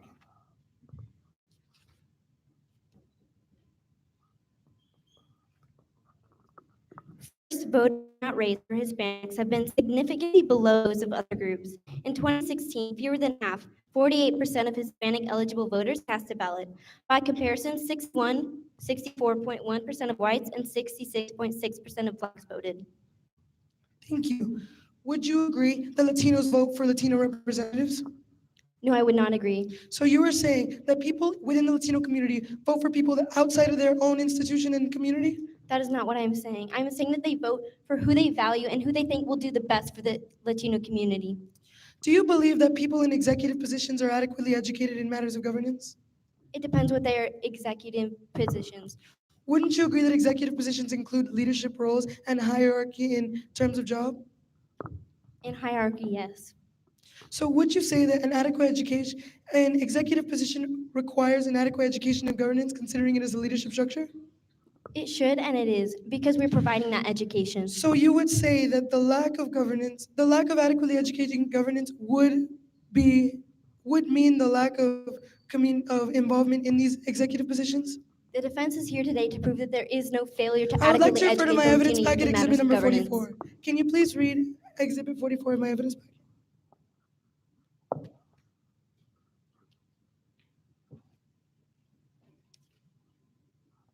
Latinos are far less likely to have a government job, and the gap widens as the senior executive level in the public sector. However, in the past, we had zero Thank you. representatives, So and wouldn't we having a have large had number of political Latinos? progress. Thank you.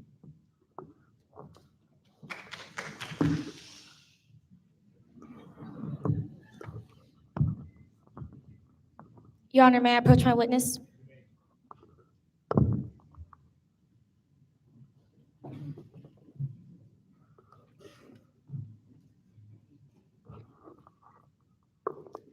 Is there anything you'd like to clarify about the previous cross-examination? In the redirect examination, the plaintiff witness said that we have not failed to promote subsection A. In fact, her exact words were, well, not A. That proves that we are upholding Social Utility Code A, and that means that we are upholding every single Social Utility Code that the plaintiff has come and said that we haven't. How does this connect back to the topic? The topic states, failure to adequately educate the Latino youth in matters of governance is inconsistent with the values and goals found under Article 11. And because we are teaching governance, that proves that we are upholding each and every social utility code. Because we value a sense of individualism, we allow each and every individual of the Latino community to do what they want with the tools that we provide them with. By showing them the opportunities that they have, we're upholding the social utility codes because we're creating opportunities. And as both sides have agreed on the stipulated facts as part of a proper community leader would, according to stipulated fact number 2. Thank you, Your Honor. No further time needed.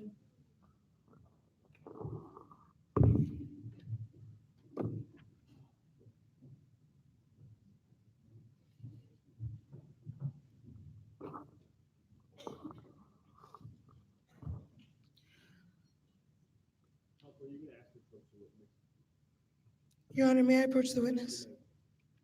Excuse me, Your Honor. Would you say that underrepresentation is in the rational self-interest of the whole community? No, but we are currently progressing in So our you would say that it representation. is within the rational self-interest of the whole community to be underrepresented in terms of governance and in terms of job? We aren't being underrepresented. In fact, we're moving towards the progression and higher rates of Do you representation. not remember agreeing that Latinos are less likely to participate in government jobs and in executive positions? I never agreed to that fact. Do you remember reading the fact? I remember reading it, yes. Are you aware that a fact is a proven statement to be true?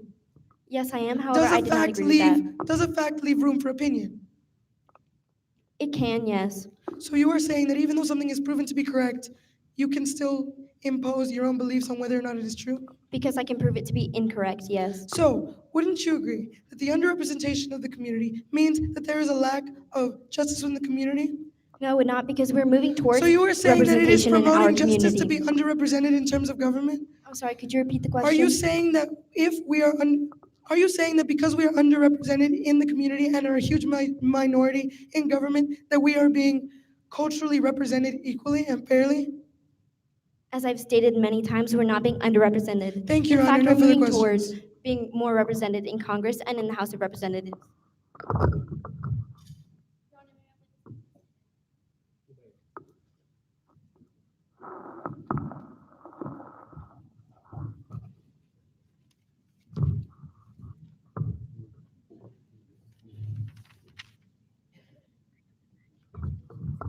You now have 1 minute to prepare closing arguments. Time starts now. No further preparation time needed, Your Honor. May I have the floor?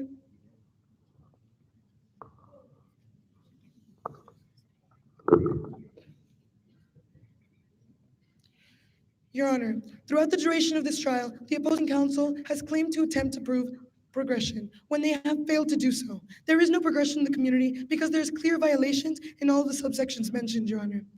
The opposing counsel agreed that civic responsibility is important to the community and that civic responsibility is within the responsibility of leaders to educate to the community. We proved that there is a clear violation in civic responsibility being a community value when we proved through our evidence packet, exhibit number 44, that there is a significant difference between the voter turnout of the Latino community in comparison to other communities. Your Honor, this proves that we are a minority in government and politically underrepresented. By being politically underrepresented, how can we be culturally represented if our values are only brought on by other Latinos? If we are not accurately represented in government, how can we be upholding justice within ourselves? How can justice be promoted through underrepresentation? The opposing counsel even agreed that it would be an obstruction to be underrepresented. Your Honor, we also proved that the absence of Latinos in government and executive positions is in violation because executive positions promote job in economic development and promote the better outcome and representation of the community once again. Your Honor, leaders take on executive positions. And because there are no leaders in the community, there is a less likely chance of Latinos being put into these executive positions. Therefore, because we are not in executive positions, we do not have leaders. And we do not have leaders because we are not teaching governance. Governance is a leadership structure. Therefore, the absence of teaching governance means the absence of leaders. Your Honor, throughout this trial, we have proved that there is a violation in the rational self-interest, for underrepresentation is not within it. And we have proved that politically, intellectually, culturally, and socially, there is a violation within the community, again, because of the executive positions and because of all of these factors. Your Honor, who would want to stay in a community that is failing and not succeeding? Nobody. Thank you.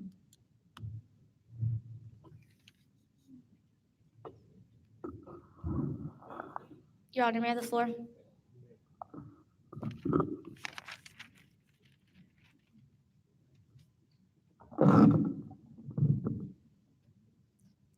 Your Honor, we heard a lot today, but ultimately we at Defense came here to prove one point, and that was to prove to you that our community leaders are adequately teaching the Latino youth on matters of governance. And I believe we did just that. In my cross-examination, the witness stated that she was homeschooled. But when you are homeschooled, you still need to follow a curriculum. And in order to graduate high school, which in high school you have a curriculum, you need a certain amount of community service hours. Now, community service hours, they prove and they give the community and they give the youth chances to give back to their community. And us as Latinos value the community. In the CX, in the cross-examination, the witness also stated that she did not believe that giving back to the community was important. But you see, even the small things, like picking up trash on the side of the road, or the big things, like giving a speech, or teaching the youth, or tutoring a little child, that can prove to you perseverance, independence, which are all qualities of being a leader and which you are getting with this curriculum. Your Honor, she also agreed that education is a key to be a leader. And the dropout rates, as we have proven to be a fact, have decreased very, very much. Since they have decreased, we have proven that more children are staying in school and yearning for this education, which will help them be a better leader. Since they are receiving this education, which will help them be a better leader, they will be the next future leaders of our community, and they will know how to approach obstacles and different opportunities because they have the knowledge and they have the education on how to do that. In my witness's direct examination, she was able to refute every single topic. And in the opposing counsel's direct examination, they did not provide the substantial evidence that you need to prove to you beyond a reasonable doubt that this is in fact, that the Latino community leaders are failing the youth. So in fact, they are not, because we provided the substantial evidence to prove so. Thank you.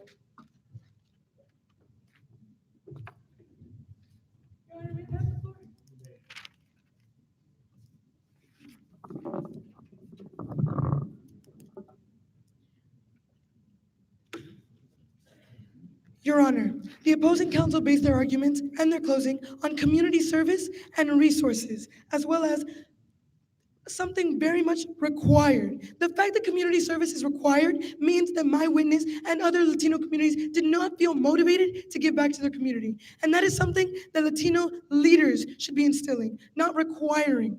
The fact that it is required and they only do it to graduate proves that we do not have motivation as Latinos to give back to our community. How is that in promotion of progress whatsoever? A requirement means that we are being forced to do something. And is that really what we want? Do we really want Latinos to be forced into giving back to the community? Your Honor, the dropout rates have nothing to do with governance, as governance is taught outside of school as well and is not in the curriculum, because learning how to be an accurate leader in internal organization does not come in a certified curriculum. And the opposing counsel brought up resources. Resources do not come into play if we do not know how to adequately use them. And we will not know how to adequately use them without the proper education of governance that we are not receiving as Latinos. Thank you.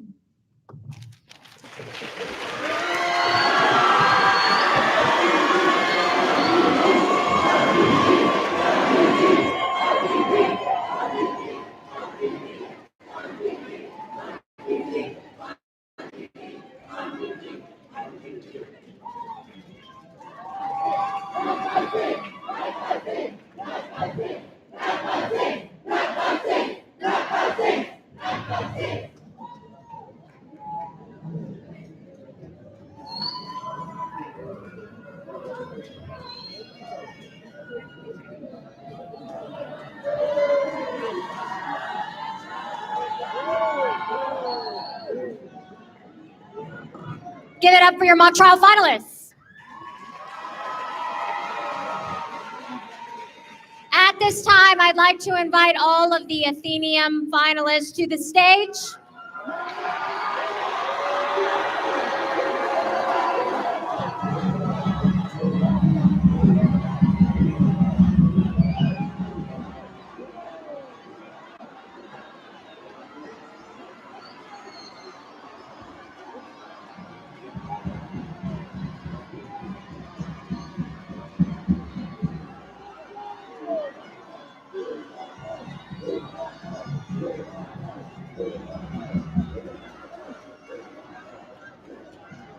the Athenaeum Challenge.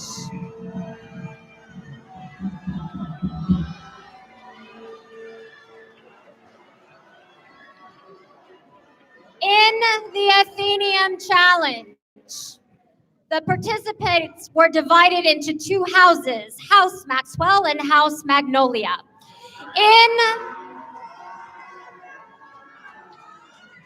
Within the two houses, they were divided into pods or to teams. And in those pods and teams, they had to scrimmage and compete to deliver their top 3 presentations. Of the top 3 presentations, the first went on to present and perform in each round.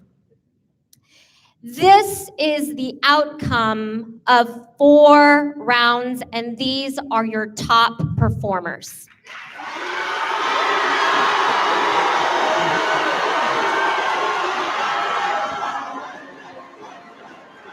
Speaker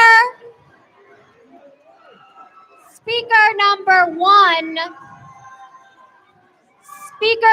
one from the RGV House Magnolia is Sofia Ramirez. Speaker number 2 is from Corpus Christi House Maxwell, Trey Jones. Speaker number 3 is from Dallas and House Magnolia, Emily Forden.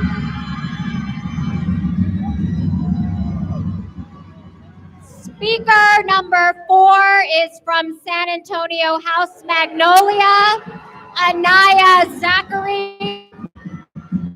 Speaker number 5 is from San Antonio House Maxwell, Caleb Lorana.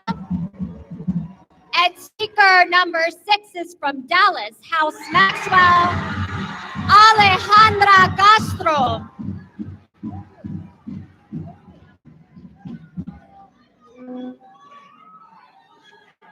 The Athenaeum, listen carefully, the Athenaeum theme for this round is: the challenge of NHI is to give rise to a community belief system capable of leading Latino youth in a different direction, one compelling enough to attract the source of exploration. As a community, we may have the capacity to create different pathways to add much needed values in training future Latino leaders. Comment on how you would free the minds of youth in the community to give rise to new community beliefs and to create different pathways to train future Latino leaders. At this time, I will ask speakers 2 through 6 to exit the stage, and Ida Green, ushered by an Athenaeum JFL. And I will ask speaker 1 to remain on the stage for her speaking time.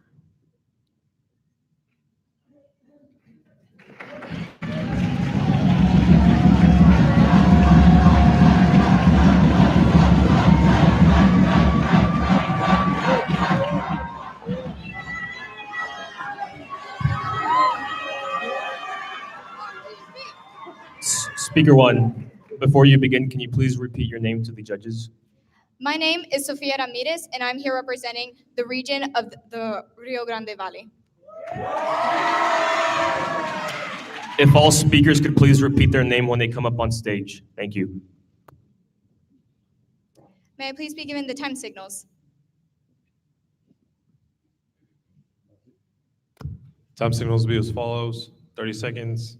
When you reach your minute point, I'll just do number 1, and then we'll start over with, because we're 30-second grace period, so I'll give 15 seconds at 1 minute, 15 seconds. Does that make sense? Yes. All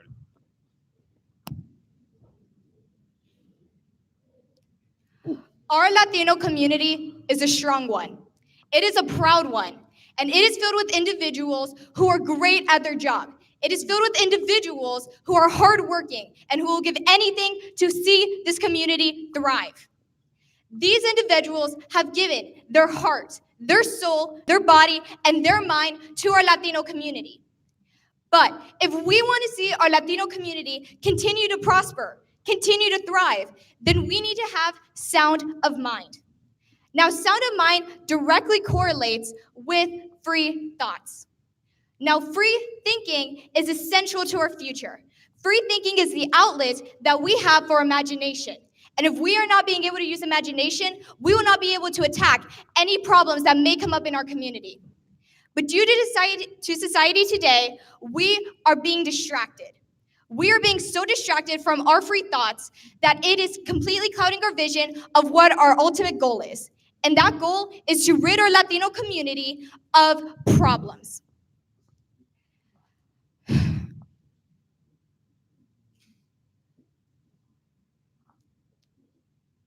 In order to solve these problems, we have to be quick thinkers.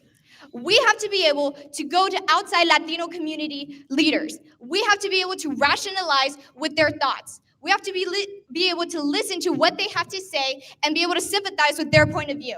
If we're able to do this, thank you, Your Honor.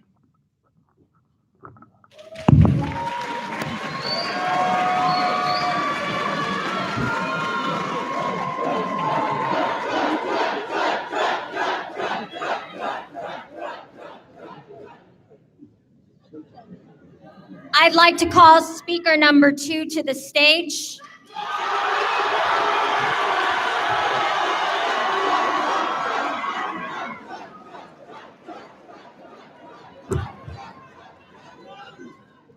Make sure you say your name.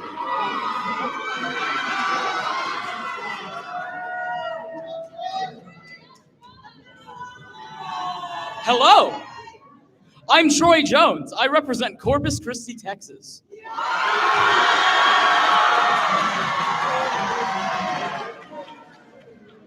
The judges are ready. Would you like to see your time signals? Pardon? Would you like to see your time signals? Oh, yes, please. Since you have a 1-minute speech and a 30-second grace period, when you reach 30 seconds, I'll show you the normal 30-second sign. When you get to 1 minute, I'll flash between 1 minute I'll flash between 1, signifying that you've reached your minute, and I'll flash between the 30, signifying that you've hit your 30-second or that you've started your 30-second grace period.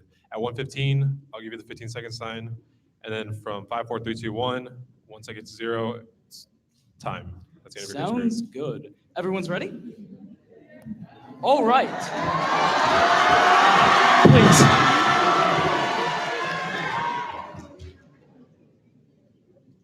The minds of the youth are muddled, their opinions discarded, their beliefs discounted. This is a problem writhing through our community, and yet we can fix it with one simple solution. Listen to the youth. As we currently stand, we are discarded. We are said our opinions mean nothing, simply due to the fact that we have spent less time on this earth than others. Simply due to the fact that we have not been here long enough, we are discounted as being unintelligent and unknowledgeable. And while this remains true, we will never be able to express our beliefs. We will never be able to express our ideals. Being shut down before we can truly get anything out is what's keeping us down. It's what's making others not want to speak up. This perpetual cycle of speaking up and then immediately being shut down for no reason other than age is what's keeping us silent, is what's keeping the minds of the youth muddled. And for this reason, I advocate for the listening to the youth. We don't have to do everything they say. We simply have to show them that what they say matters, that what they believe matters, that they are more than something to cast aside, that we are more than something to cast aside. Thank you.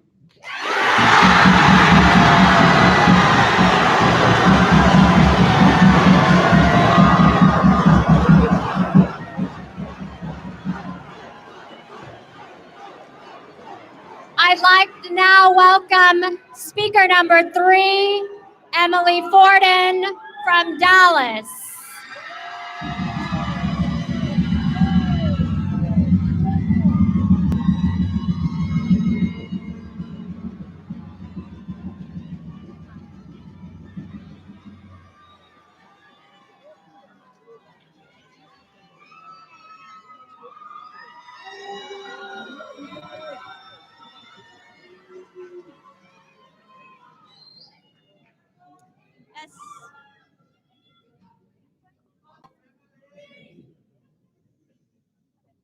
My name is Emily Forden from Dallas.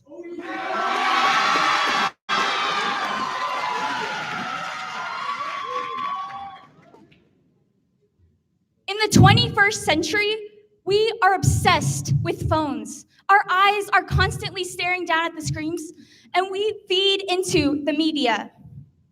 Therefore, the best approach for our youth is activism through this technology. It utilizes faster communication, unity, and a chance for us to be influencers. Now, almost everyone has an online presence. So why don't we take this opportunity? We are one click away from someone making a better future. Motivation. Right now, in the cyberspace, we are currently being denied, discriminated, and judged. But why don't we transform this to be renewed, to be uplifted, to be encouraged? We can rise into the evolution of involvement through our likes, our tweets, our participation, for comments for a better world through honesty and acceptance. Thank you.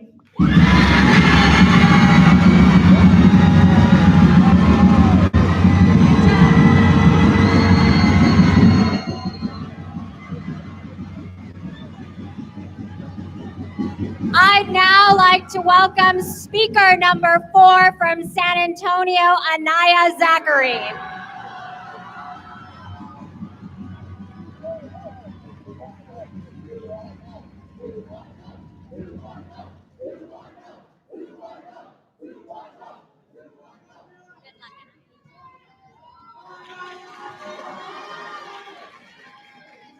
Hi, I'm Anaya Zachary, and I'm from San Antonio.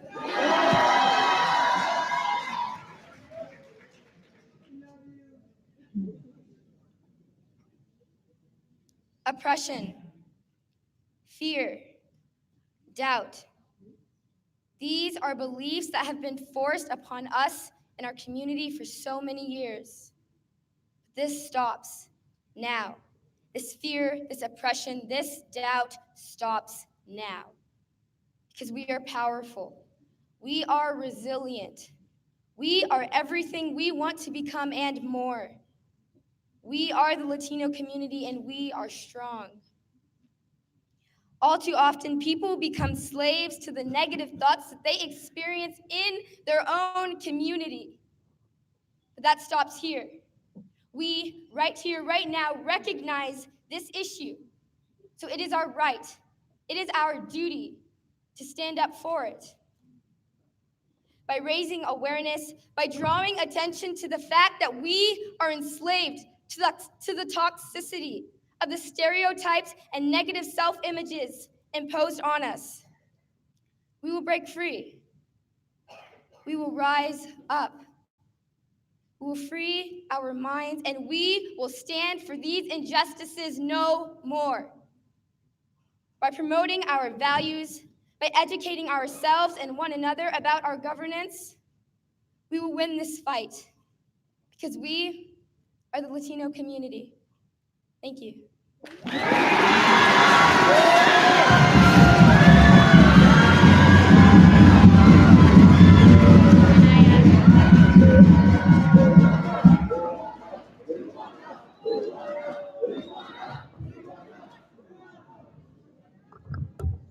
I'd now like to welcome speaker number 5 from San Antonio, Caleb Solorzano.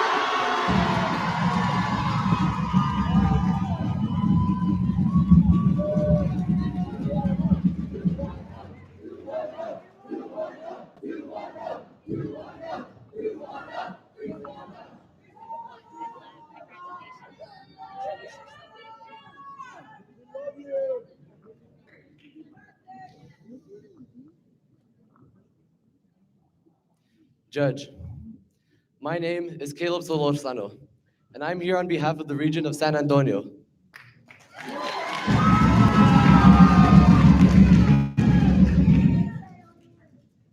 With the judge's discretion, freeing the mind, untethering our limits, creating the opportunity. All three of these values reference the same urgency to change the perspective the youth hold and their outlook on problems within our community. Focusing on the deficits of our community is the direction we're currently taking under the tight grasp society holds on us. Just look at the news. Everywhere we look, we see the worst possible outlook plaguing our community's beliefs. Social labels hinder the mindset of our youth. Society with the status quo limits our pathways to create social change. Changing society's mindset collectively is one approach to solve this problem, but a way more effective one, instead of telling society to listen to us, is to tell the youth to get loud. We must untether the limits society forces on us by showing our youth all their assets and to invest in them. Free the mind to invest in our assets. Developing the youth as leaders will create the opportunity for them to pursue different ways to develop and grow themselves, because all governance starts with self-governance. Free the mind to influence governance. Freeing the mind fosters self-exploration, which is necessary to founding new beliefs. Free the minds of the youth to create opportunities. Change starts with the youth, and it is impossible for the youth to influence if they don't have opportunities to see their own assets, the assets which we should all hold so accountable for. It's our civic duty to invest in our youth. So, Judge, you must free the mind to create opportunities.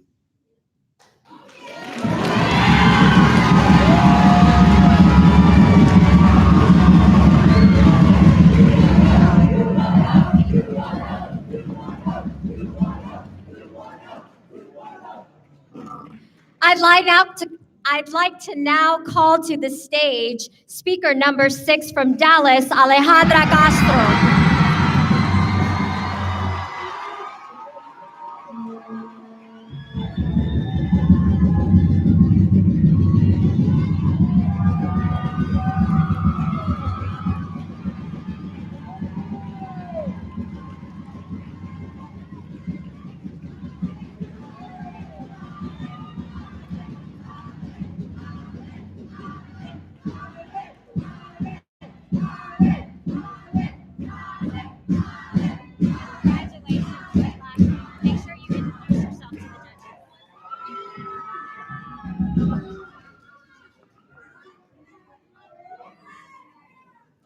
Hello, I am Alejandra Castro, and I am here representing Dallas.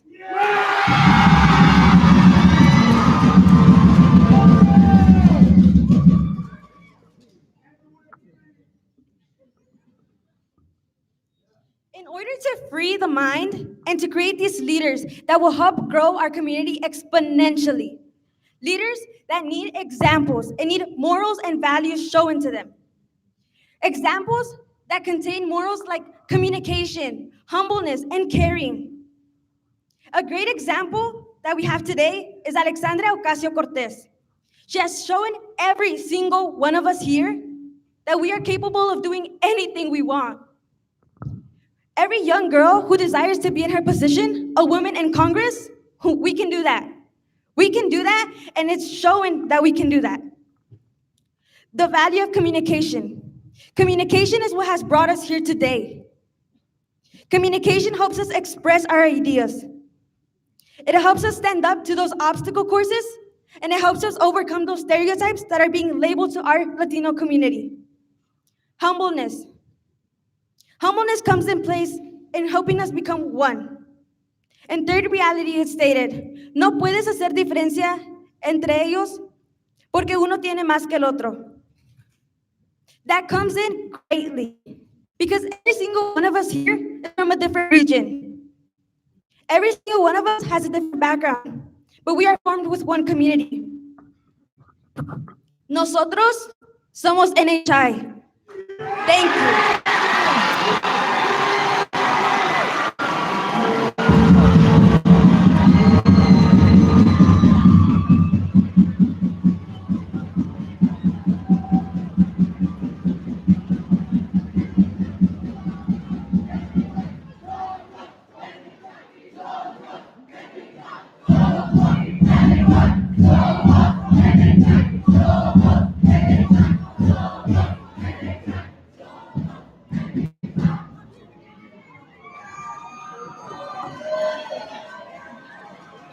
I love that.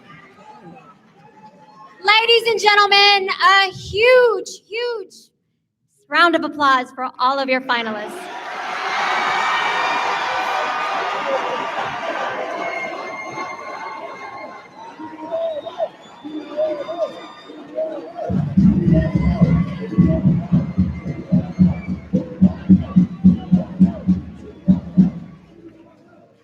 Thank you so much. I know it's been a long day. The time is 8:48, and we still have the awards ceremony and then the championship dance. And we are very eager to know who the champions are, and we are very eager to see you have fun and dance. What I'm going to say to you now is what's going to happen next. So it is about 8:50. We are going to reconvene in 15 minutes into this auditorium at 9:05.